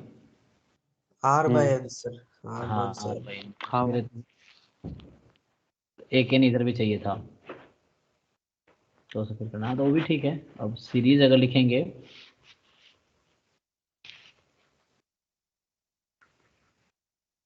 तो यहाँ तो k 1 से n में है, ये खुद एक टर्म है, और इस पे फिर यहाँ n की वैल्यू जो भी सीरीज लिखा हमने, n मान लो 1 से सर इन्फिनिटी। डबल समेशन क्यों लग रहा है सर? टीएन पे समेशन थोड़ी दिया हुआ है सर। सीरीज ध्यान से देखो, मैंने उसको बस शॉर्ट में लिख दिया है सीरीज अच्छा हाँ हाँ हाँ सर, हाँ सर, ठीक है सर। ना, तो ये एक साथ है, तो इसको बस मैंने शॉर्ट में लिख दिया है। अब अच्छा, n टेंस टू इन्फिनिटी है यहाँ पे, सो यहाँ n जब तक फाइनाइट है तब तक ये फाइनाइट सम देगा। अगर n इन्फिनाइट हुआ तो इसके बारे में क्या बोल पाओगे?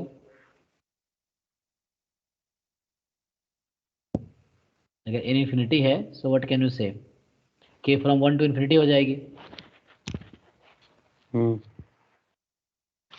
सो जब n वेरी लार्ज होगा, तो डाइवर्स k की 1 to n है, तो ये वाली टर्म डाइवर्ज करेगी। डाइवर्स अच्छा, करेगी हाँ। n tends to infinity, infinity of infinity type का टर्म हो गया, then n from 1 to infinity.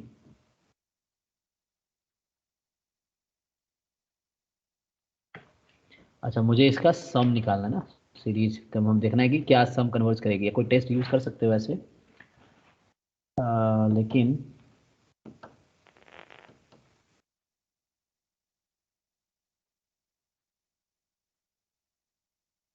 तो ये वाली सीरीज डाइवर्ज करेगी when n is very large, ठीक है ना, और लार्ज के लिए sir what is, limit comparison test से सोच सकते हैं ना, bn मान लेंगे 1/n, फिर 1/n से 1/n कैंसिल आउट हो जाएगा, बच जाएगा सिर्फ समेशन 1/√k।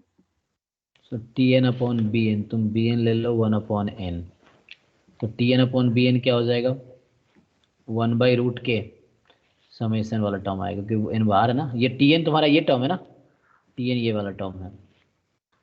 सो Tn/Bn की लिमिट निकालोगे, और यहाँ k है 1 से n, और जब तुम n टेंस टू इन्फिनिटी ले लो तो k 1 से इन्फिनिटी हो गया, और ये क्या हो रही है, डाइवर्जेंट। ये मेरा डाइवर्जेंट है, तो लिमिट कंपैरिजन टेस्ट का थर्ड प्रॉपर्टी से हम कह सकते हैं कि ये मेरा डाइवर्जेंट है। तो यहाँ से तुमने Bn क्या कंसिडर किया, 1/n, okay, and summation Bn क्या होता है, डाइवर्जेंट होता है, ठीक है। तो लिमिट कंपैरिजन टेस्ट की तुम स्टेटमेंट पढ़ के उसको अप्लाई करना, ठीक है ना। तो ये क्या हो गया, ये प्लस इन्फिनिटी आ गया, बट ये फाइनाइट नंबर आना चाहिए ना दोनों की प्रॉपर्टी के लिए। तो उसका थर्ड प्रॉपर्टी देखना, समेशन Bn डाइवर्स कर रही है, इसीलिए समेशन Tn भी डाइवर्स करेगी। So use the limit comparison test, ठीक है। सर an/bn जब फाइनाइट रहता है तभी हम इसको कर सकते हैं ना। तब इसको बोलते हैं कि दोनों के सेम प्रॉपर्टी होगी, हाँ तो उसमें सर अलग ये अलग तो केसेस हैं। कंडीशन अरे भाई, उसमें कंडीशन An/Bn के 3 केसेस हैं, उसमें एक केस है फाइनाइट होगा, मतलब पॉजिटिव होगा, दूसरा केस है इन्फिनिटी होगा, तीसरा केस है जीरो होगा। उसमें अलग अलग कंडीशन है, उसको देखना, स्टेटमेंट ढंग से देख के फिर अप्लाई करना। ठीक है ना। Okay sir. उसमें कि जीरो से लार्ज के लिए और फाइनाइट के लिए एक केस है, जब इन्फिनिटी हो जाता है an अपॉन bn तो उसका अलग केस है, तीसरा जीरो के लिए आई थिंक अलग केस है। तो स्टेटमेंट देख के उसको अप्लाई करना। लिमिट बस फाइनाइट कॉम्पोनेंट। वाला जान रहा था बस। उसमें जो स्टैंडर्ड बुक होगा उसमें अलग अलग तीन केसेस लिखे होंगे कि n अपॉन bn की लिमिट जैसे है उसके हिसाब से रिजल्ट है। क्या करना है इसको। n is a sequence of positive real numbers such that an की पावर 1/n, ये 1/4 है। तो इस फंक्शन के बारे में क्या बोल सकते हो तुम?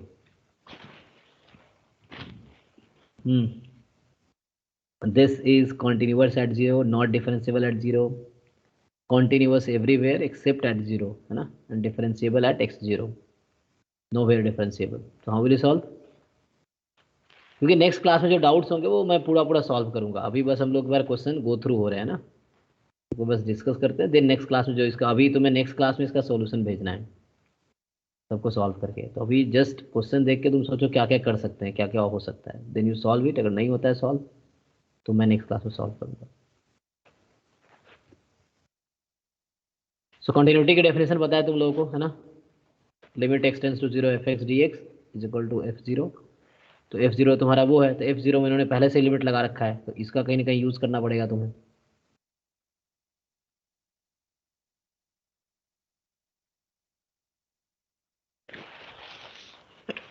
an की पावर 1/n की लिमिट तुम्हारी 1/4 है। तो देखो जितना जितना दिमाग नहीं लगाना, एक पर्टिकुलर an कंस्ट्रक्ट कर लो। जब हर an के लिए ट्रू है ना, तो एक पर्टिकुलर an कंस्ट्रक्ट कर लो जिसके लिए ये वाला ट्रू हो जाए, उसके लिए देख लेते हैं। ठीक है, तो कोई एक सीक्वेंस an बताओ जिसके लिए ये वाला करेक्ट हो।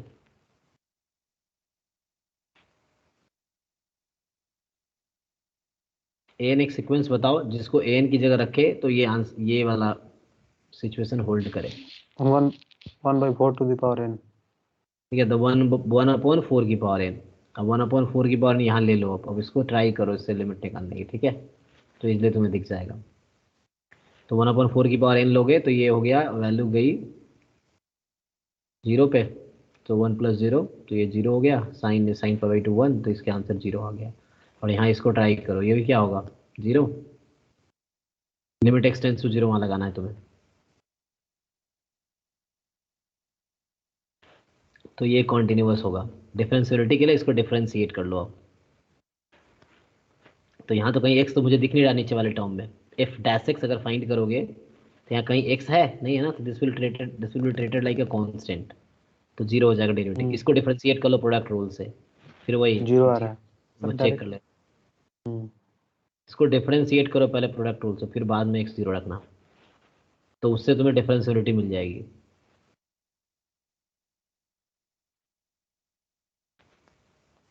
ठीक है, हम एक तरीका बताया था ना डिफरेंशियलिटी का, तुम सीधा डिफरेंशिएट करो, देन जीरो पे लिमिट चेक कर लो। अनबाउंडेड आता है। तो डिफरेंशिएट करोगे क्या होगा, x का 1 sin 1/x² प्लस फिर x as it is. Unbounded. तो sin 1/x² की लिमिट एग्जिस्ट ही नहीं करेगी, तो ये डिफरेंशिएबल नहीं होगा। तो may be option is a. ठीक है, तो तुम लिख के देखना तो तुम्हें क्लियरली दिख जाएगा। तो बी गलत, सी गलत, है ना, और जीरो पर डिफरेंशिएबल नहीं है, तो ए करेक्ट हो गया।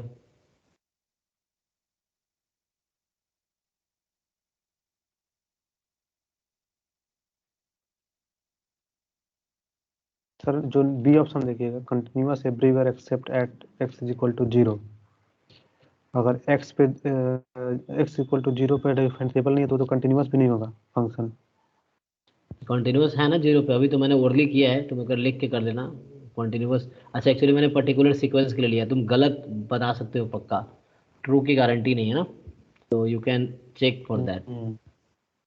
तो हम लोग इस एग्जांपल ले रहे हैं तो we can check for the, ऐसे सबके लिए होल्ड करें क्योंकि एन कुछ भी लेंगे तो ये, क्योंकि यहाँ फंक्शन एक्स का है, तो एन से तो कोई मतलब नहीं है ऑप्शंस को, है ना। एन तुमने एक पर्टिकुलर चुन लिया तो बात बराबर है, क्योंकि ऑप्शंस को एन से कोई फर्क नहीं पड़ रहा है।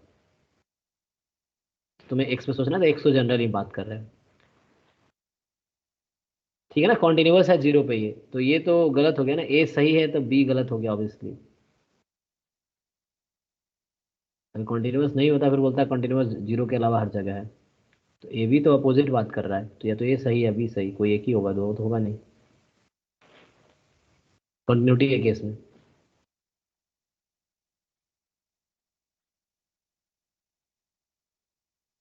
डिफरेंशियबिलिटी तुम चेक करना, मे भी डिफरेंशिएबल नहीं है, अभी बोल रहा है नो वेयर डिफरेंशिएबल। अच्छा क्वेश्चन ये है क्या, अब कभी डिफरेंशिएबल नहीं होगा तो एक्स 0 के अलावा कुछ और लेके देखो तो हो जाएगा डिफरेंशिएबल, ठीक है ना, हाँ 0 के तो अलावा बाकी कुछ डिफरेंशिएबल होगा। 0 पे प्रॉब्लम है।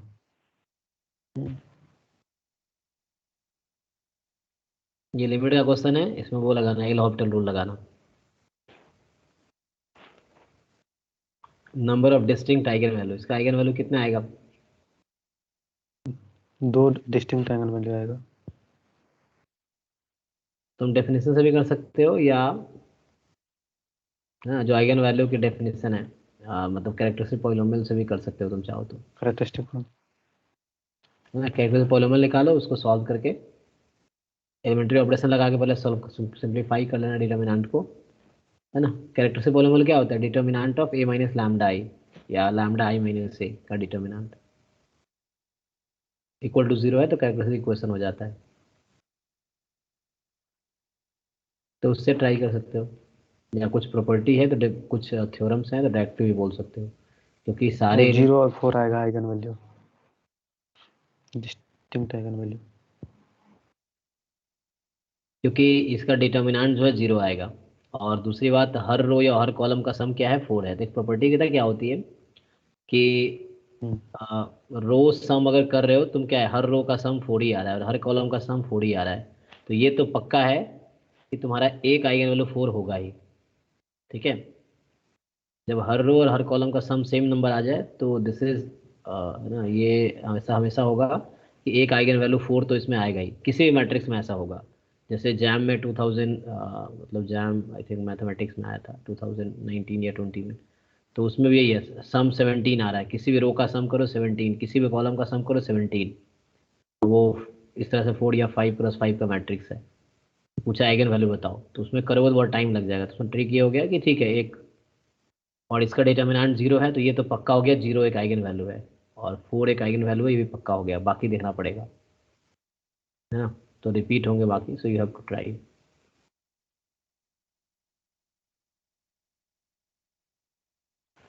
Let x1 expression with id random variable with common pdf this yn इस तरह से डिफाइन किया है 1 summation xi minus 1 whole square, क्योंकि xi यहाँ मोर देन 1 है तो xi माइनस 1 मोर देन 0 होगा, तो ट्रांसफॉर्म भी कर सकते हो यहाँ से, ठीक है।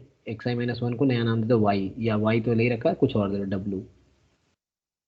फिर पूछ रहा है limit intensity probability yn minus के more than epsilon equal to 0, ये दे रखा है तुम्हें। सो डेफिनेशन देख के कुछ टर्म याद आ रहा है क्या? ये बताओ कोई Yes. टर्म किसका डेफिनेशन से है, ये किसके डेफिनेशन पे फिट हो सकता है, बताओ अगर ऐसे देखना चाहे। नहीं नहीं, कन्वर्जेंस प्रोबेबिलिटी का डेफिनेशन क्या है? कंसिस्टेंसी भी कर सकते हैं कन्वर्जेंस एंड प्रोबेबिलिटी पे भी। ना तो उसके मतलब कोई जरूरी नहीं वो यूज ही होगा, मैं वैसे बस देख के याद आया कि ओके कन्वर्जेंस इन प्रोबेबिलिटी में ये होता है ना कि yn convergence in probability to k if this holds, है ना, तो हम बोलेंगे yn कन्वर्ज कर रहे हैं इन प्रोबेबिलिटी टू k, अगर ऐसा होता है तो तुम्हें दे रखा है, पूछ रहा है k क्या होगा। हाँ अब देखो एक्चुअली वो कन्वर्जेंस इन प्रोबेबिलिटी ही यूज होगा। अब बताओ weak law of large number क्या होता है, कोई मुझे बताओ what is the statement of weak law of large number?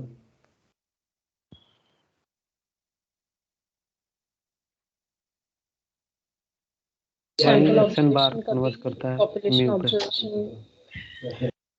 तो यहाँ जो है मुझे दे रखा है yn converges in probability to k, ये तो डेफिनेशन मुझे याद आया कन्वर्जेंस इन प्रोबेबिलिटी का उससे, और weak law of large number कहता है कि एनी जो सैंपल है उसमें, सो उसका बार जो होगा that will converge to mu. Okay तो yn क्या है यहाँ पे, ये yn एक्चुअली एवरेज ही है, किसका एवरेज है xn माइनस 1 का, xi माइनस 1 का। सो इनडायरेक्टली मैं बता देता हूँ बस कि इसमें वही यूज होगा convergence in probability and weak law of large number, इसको ट्राई करना पता जाएगा। सो के कुछ और नहीं है, ये जो तुम्हें उसका डिफाइन करना होगा। वाई है ना, एवरेज को ही डिफाइन किया गया यहाँ पे, देखो वाई ने उसे न्यू नेम दिया है, तो एक्स आई माइनस वन का जो मीन होगा वो देख लेना क्या है, वही के की वैल्यू होगी।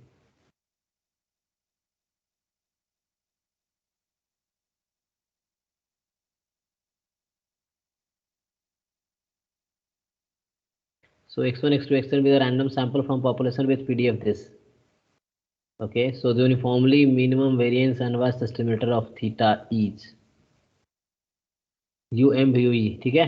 तो इसमें कौन सा वाला अप्रोच यूज करोगे? ये तो ऐसे ही दिख रहा है तुम्हारे उस पे है, एक्सपोनेंशियल फैमिली के फॉर्म पे है, डायरेक्टली तुम लगा भी सकते हो, डायरेक्टली दिख रहा है PDF। सो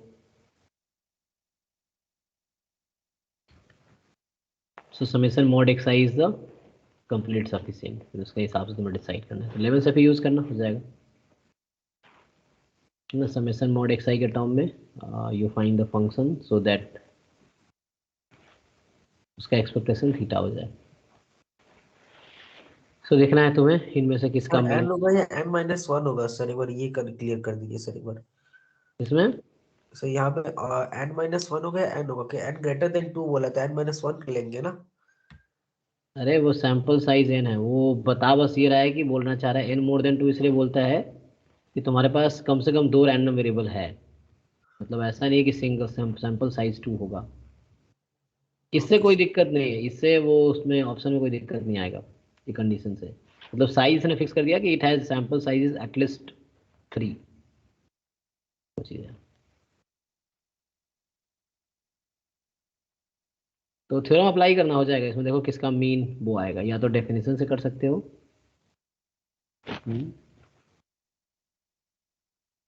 या लेमन सेफी है ना, या राव ब्लैकवेल, तो ट्राई करके देखना। सो हमारे पास है x1 x2 have the joint PDF this the variance of x1। अच्छा x1 तो ये जॉइंट दे रखा है, तो तुम मार्जिनल ट्राई कर सकते हो, मार्जिनल अगर आ गया x1 का तो वेरिएंस आ जाएगा इजीली, ठीक है जी। तो अगर मार्जिनल x1 का इजीली निकलता है then you can find easily variance, बाकी और कोई फॉर्मूला भी हो सकता है।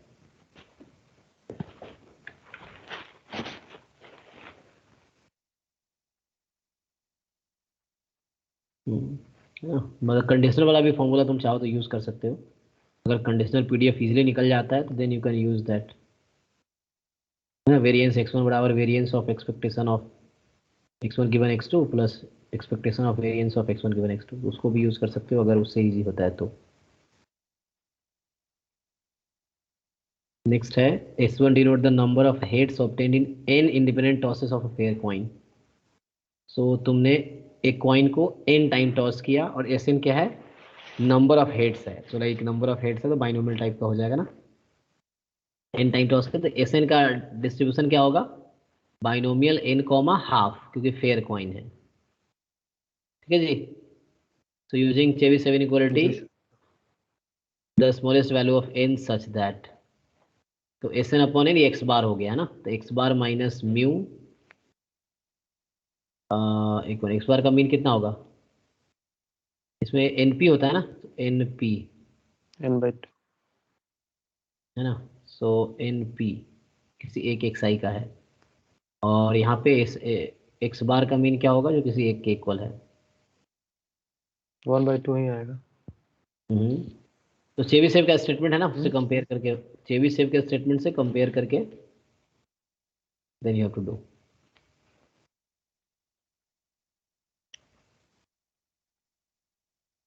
क्या होता है चेबीशेव का statement, probability x bar minus mu is less than epsilon is greater than equal to 1 minus variance of x by epsilon square। ठीक है, हाँ तो ठीक है, अपॉन एन किया तो हाफ ही होगा, फिर उसको तुम्हें अप्लाई करना है थ्योरम, तो उससे तुम्हें एन मिलेगा, इसको यहाँ इक्वेट कर देना 3/4 से।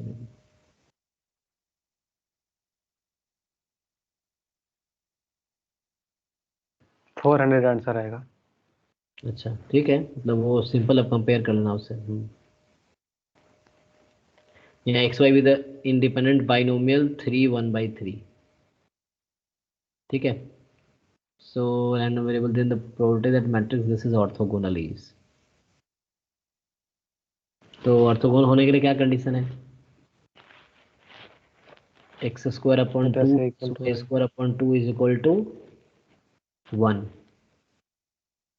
ठीक है. तो यहाँ प्रोबेबिलिटी इनडायरेक्टली पूछना चाह रहा है कि probability X square plus Y square whole upon 2 is equal to 1, मतलब X square plus Y square is equal to 2. तो उस तरीके से हमें कॉम्बिनेशन बनाना है.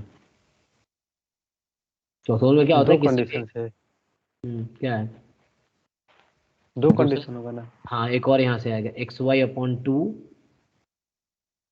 माइनस 1 अपॉन 2, है ना, दैट शुड बी 0.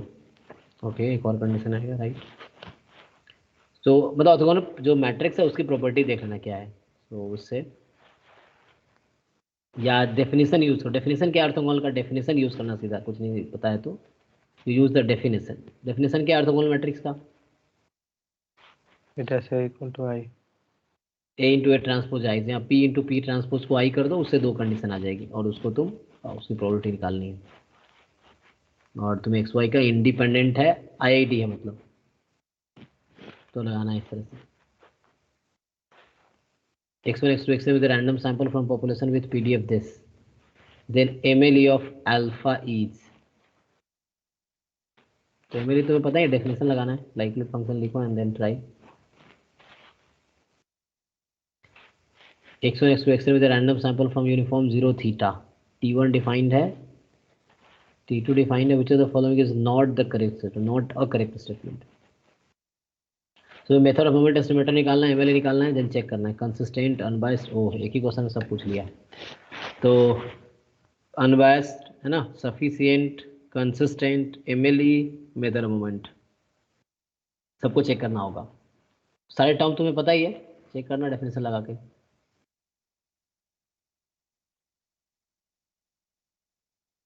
ये करना नहीं है, ठीक है. डिफरेंशियल इक्वेशन है नहीं इस बार. अच्छा, अब सब्जेक्टिव आया. solid sphere this is cut into two parts by the plane this. Okay, तो ये कैसा होगा, स्फेयर है ना, तो इस तरीके से सेंटर ओरिजिन है और रेडियस 1 है, मतलब ग्लोब टाइप का. और इसमें क्या किया, जेड बराबर हाफ से काट दिया, तो लाइक एक्स वाई जेड, तो इसको जेड बराबर हाफ से काट दिया. ठीक है, या जेड को ऊपर लोगे तो इस तरह काट दिया हाफ से. तो find the volume of the smaller part. तो स्मॉलर पार्ट कौन सा होगा, ऊपर वाला ही होगा. तो ऊपर वाले का वॉल्यूम निकालना है, ठीक है ना. तो इस तरह से हमें वॉल्यूम फाइंड करना है उसका.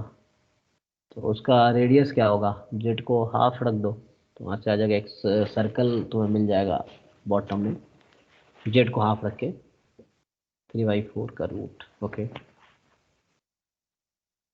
ठीक है ना. कट किया तो क्या होगा, जेड को हाफ रख देना है, तो वो एक इस तरह से स्फेयर का पार्ट मिलेगा और उसका तुम्हें वॉल्यूम निकालना है. तो इंटीग्रेशन यूज कर सकते हो.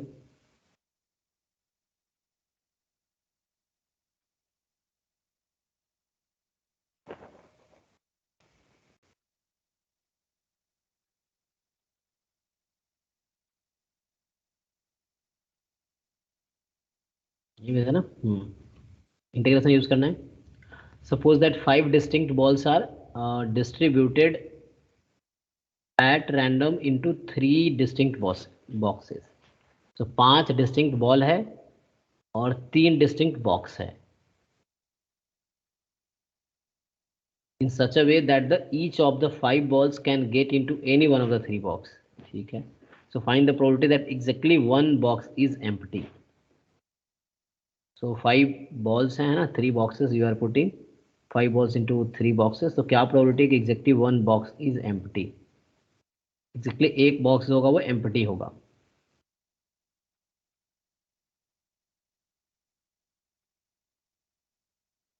Also find the probability that all boxes are occupied. The no box is empty. So ये थोड़ा सा परमुटेशन कॉम्बिनेशन आएगा इसमें, उसको यूज करना है. क्या बोलते उसको, क्लासिकल डेफिनेशन ऑफ प्रोबेबिलिटी ना. To use that.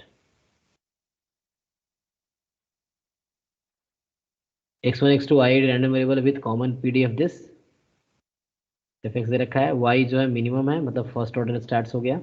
Find the confidence interval theta of the type this.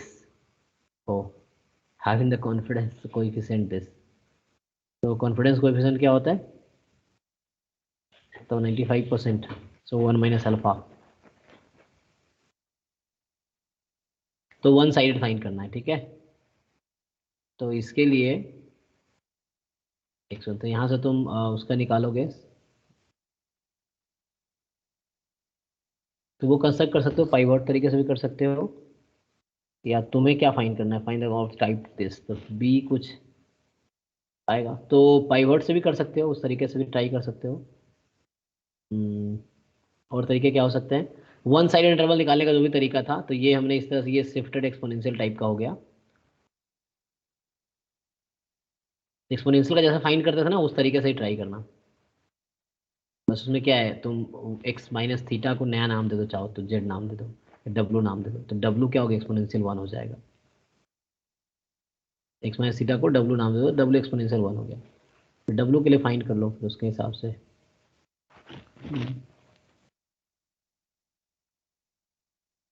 Try करके देखना पहले इसको.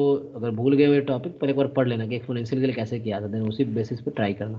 बट ये वन साइडेड है, टू साइडेड नहीं है ना. Y minus B to Y, उस तरह ट्राई करना है. अब 1 माइनस अल्फा 0.95 है.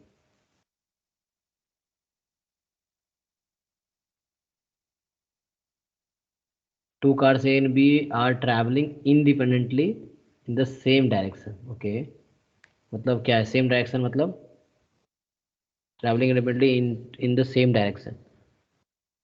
The speed of car A is normally distributed with mean 100 km per hour and a standard deviation √5 km per hour.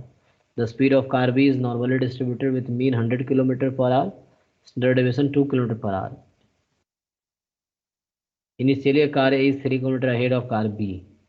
Okay, मतलब दोनों एक साथ जा है ना, एक ही साइड जा रहे हैं, तो वैसे स्टार्ट एक साथ दोनों एक इस तरह से. और शुरू में क्या था? ए जो है 3 किलोमीटर आगे था बी से, तो बी यहाँ है तो आगे होगा, लेकिन दोनों एक डायरेक्शन में ही जा रहे हैं. Find the probability that after 3 hours of this 2 cars will be within the distance of 3 kilometer. So like mod X minus Y है ना, या mod A minus B will be less than 3. ये find करना है. और speed का distribution दे रखा है ना, स्पीड नॉर्मली डिस्ट्रीब्यूटेड है.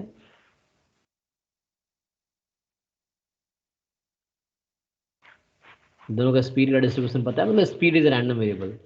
तो पूछा है find the probability after 3 hours these 2 cars will be within a distance of 3 kilometres.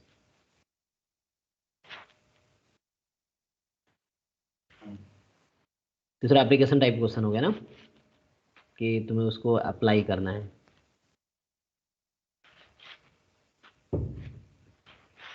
Probability of x minus y less than 3 निकालेंगे क्या? लेकिन यहाँ क्या है, वो Okay. टाइम, यहाँ टाइम भी होगा और तुम्हारे पास डिस्टेंस भी है, और स्पीड तो रैंडम वेरिएबल है, वैसे कंसिडर करना है ना. ओके, मीन तुम्हारा यहाँ पे डिस्टेंस है, स्पीड है, स्टैंडर्ड डेरिवेशन भी स्पीड है, ठीक है.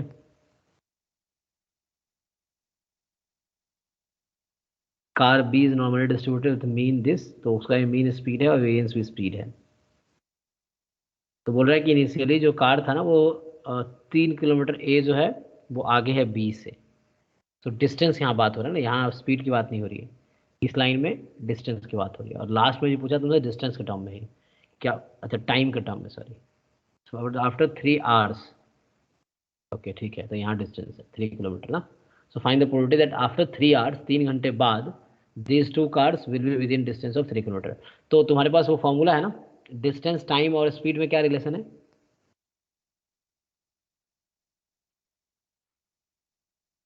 Speed is equal to distance upon time. तो वो तुम्हें हेल्प कर सकता है. सो ट्राई करना, ठीक है. नहीं तो नेक्स्ट क्लास में करेंगे, है ना.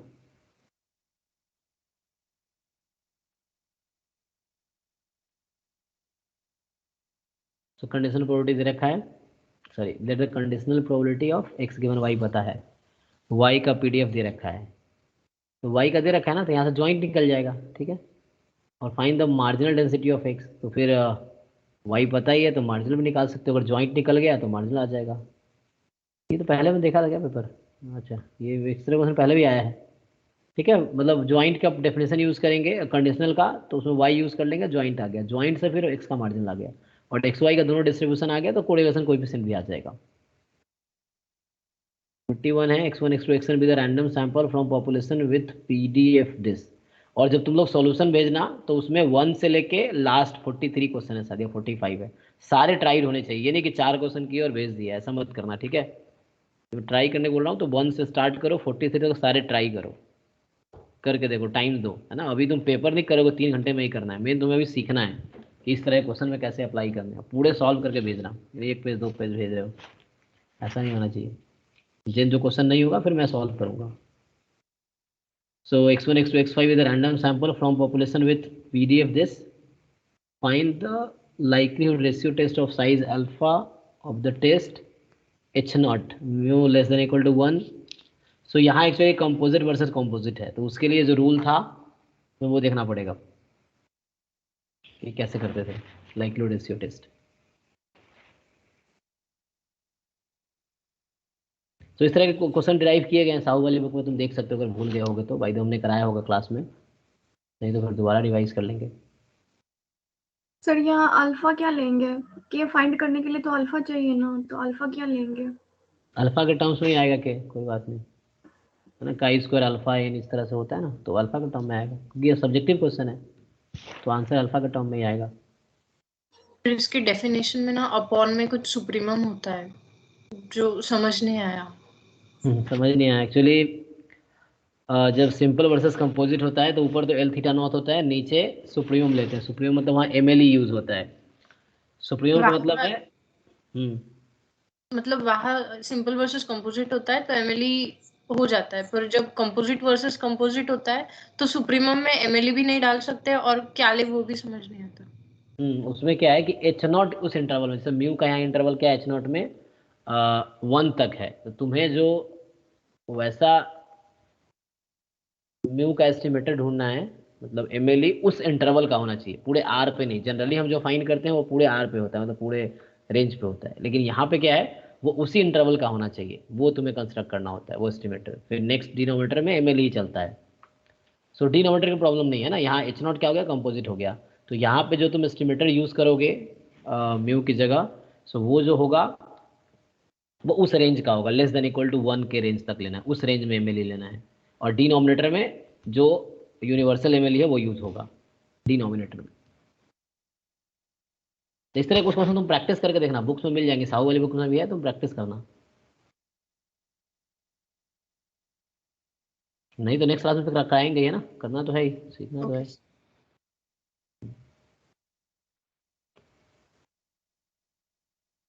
ये तुम्हें नहीं करना है डिफरेंशियल इक्वेशन इस साल। एक्सपेंड करो एफ एक्स बराबर f x y is equal to sine x plus y को into Taylor series about the point this.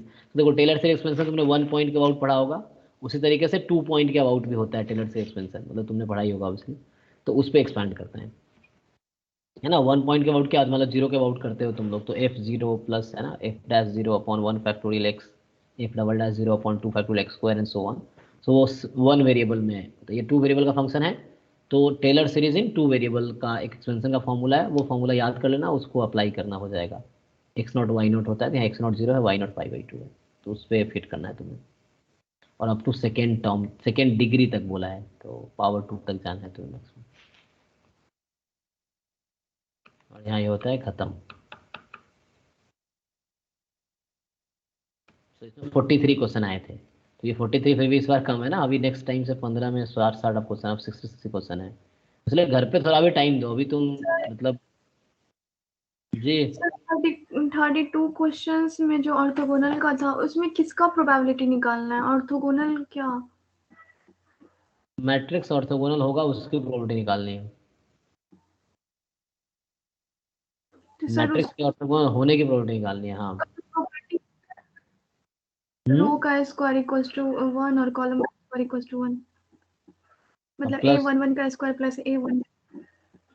1 2 का स्क्वायर इक्वल्स टू 1 और फिर R11 का स्क्वायर और प्लस R12 मतलब ऐसे होता है ना रो और कॉलम में। वही प्रोडक्ट भी होता है, first row into second row का करस्पॉन्डिंग एलिमेंट को मल्टीप्लाई करके ऐड करके 0 आता है। तो इतना फॉर्मूला रट्टा मत मारना, डेफिनेशन यूज कर लेना। प्रोबेबिलिटी मैट्रिक्स मान लो इसको मैं ए बोल देता हूँ, तो A into A transpose is equal to I. क्या होगा अब, A into A transpose multiply करके आई के इक्वल रखना, उससे रिलेशन आ जाएगा। तो एक रिलेशन आएगा सर इक्वल टू रिलेशन मिल रहा है बट मतलब अगर सिर्फ इसका स्क्वायर करेंगे x/√2 का स्क्वायर प्लस 1/√2 का स्क्वायर माइनस 1/√2 का स्क्वायर इक्वल्स टू 1, तो वहां से x का रिलेशन मिल रहा है x इक्वल्स टू 1 का, तो किसका प्रोबेबिलिटी निकाल लेंगे समझ नहीं आ रहा था। वहां से सिर्फ सी ऑप्शंस करेक्ट हो रहा है 4/9, लेकिन दे रखा है ऑप्शन डी 16/81। इसमें चाहिए ना कि प्रोडक्ट ऑफ करस्पॉन्डिंग 0, तो उसमें x इक्वल्स आई आ जाएगा। x इंटू वाई, हाँ मतलब ये भी करना पड़ेगा ना तुम्हें, x/√2 into -1/√2 plus y/√2 into, तो इसमें करा वैसे ही प्रॉपर्टी रट्टा मारने से बेटर है, डेफिनेशन यूज करो भाई। इसके ट्रांसपोज से मल्टीप्लाई करो, 4 एलिमेंट आएगा है ना उस प्रोडक्ट में भी। अब उन चारों को कंपेयर करो आइडेंटिटी से, पहला 1, दूसरा 0, तीसरा 0, अगला 1, उससे 4 रिलेशन आएंगी, उसमें से कुछ रिलेशन आइडेंटिकल होंगी, तो उसको तुम रिड्यूस कर पाओगे, है ना। ऐसे 4 इक्वेशन मिलेगा तुम्हें, तो 4 में हो सकता है आइडेंटिकल इक्वेशन हो, तो उसको तुम एलिमिनेट कर पाओगे। ऐसे सिर्फ एक कंडीशन लेके ऐसे आंसर मत निकालना, क्योंकि उसके लिए जरूरी नहीं ना वो हमें ऑर्थोगोनल हर केस में होना चाहिए। हमें तो वो प्रोबेबिलिटी निकालने की in all the cases should be orthogonal, यानी कि एक केस में एक टाइप में हो गया तो मतलब 4 केस बनेगा तो चारों केस के लिए ट्रू होना चाहिए। जी जी। ठीक है सर। तो 4 कंडीशन में हो सकता है 2 कंडीशन सेम भी है, तो जब करोगे तो दिखेगा। अभी तो मैं ओरली बोल रहा हूँ। जब तुम A into A P into P transpose करके इक्वल टू आई करो, फिर देखो क्या कंडीशन आए, उसकी प्रोबेबिलिटी निकालो एक साथ। So all should hold simultaneously. ठीक है, तो एक बार हमने क्वेश्चन देख लिया है ना, सॉल्व तो तुम्हें करना है पहले, फिर जो सॉल्व नहीं होगा फिर मैं सॉल्व करूंगा नेक्स्ट क्लास में, फिर भी नहीं होगा तो उसके अगले क्लास में होगा।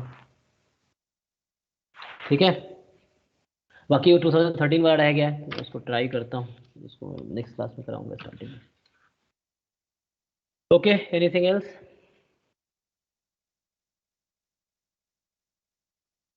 तो अभी तुम लोग सारे क्वेश्चन 1 to 43 था ना, you solve all the question and then उसको सॉल्व करके भेजना।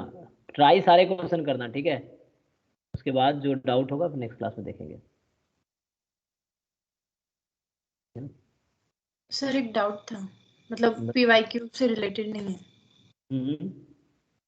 एक PDF दिया था जिसका MLE और MME दोनों सेम आ रहा है 1/x बार,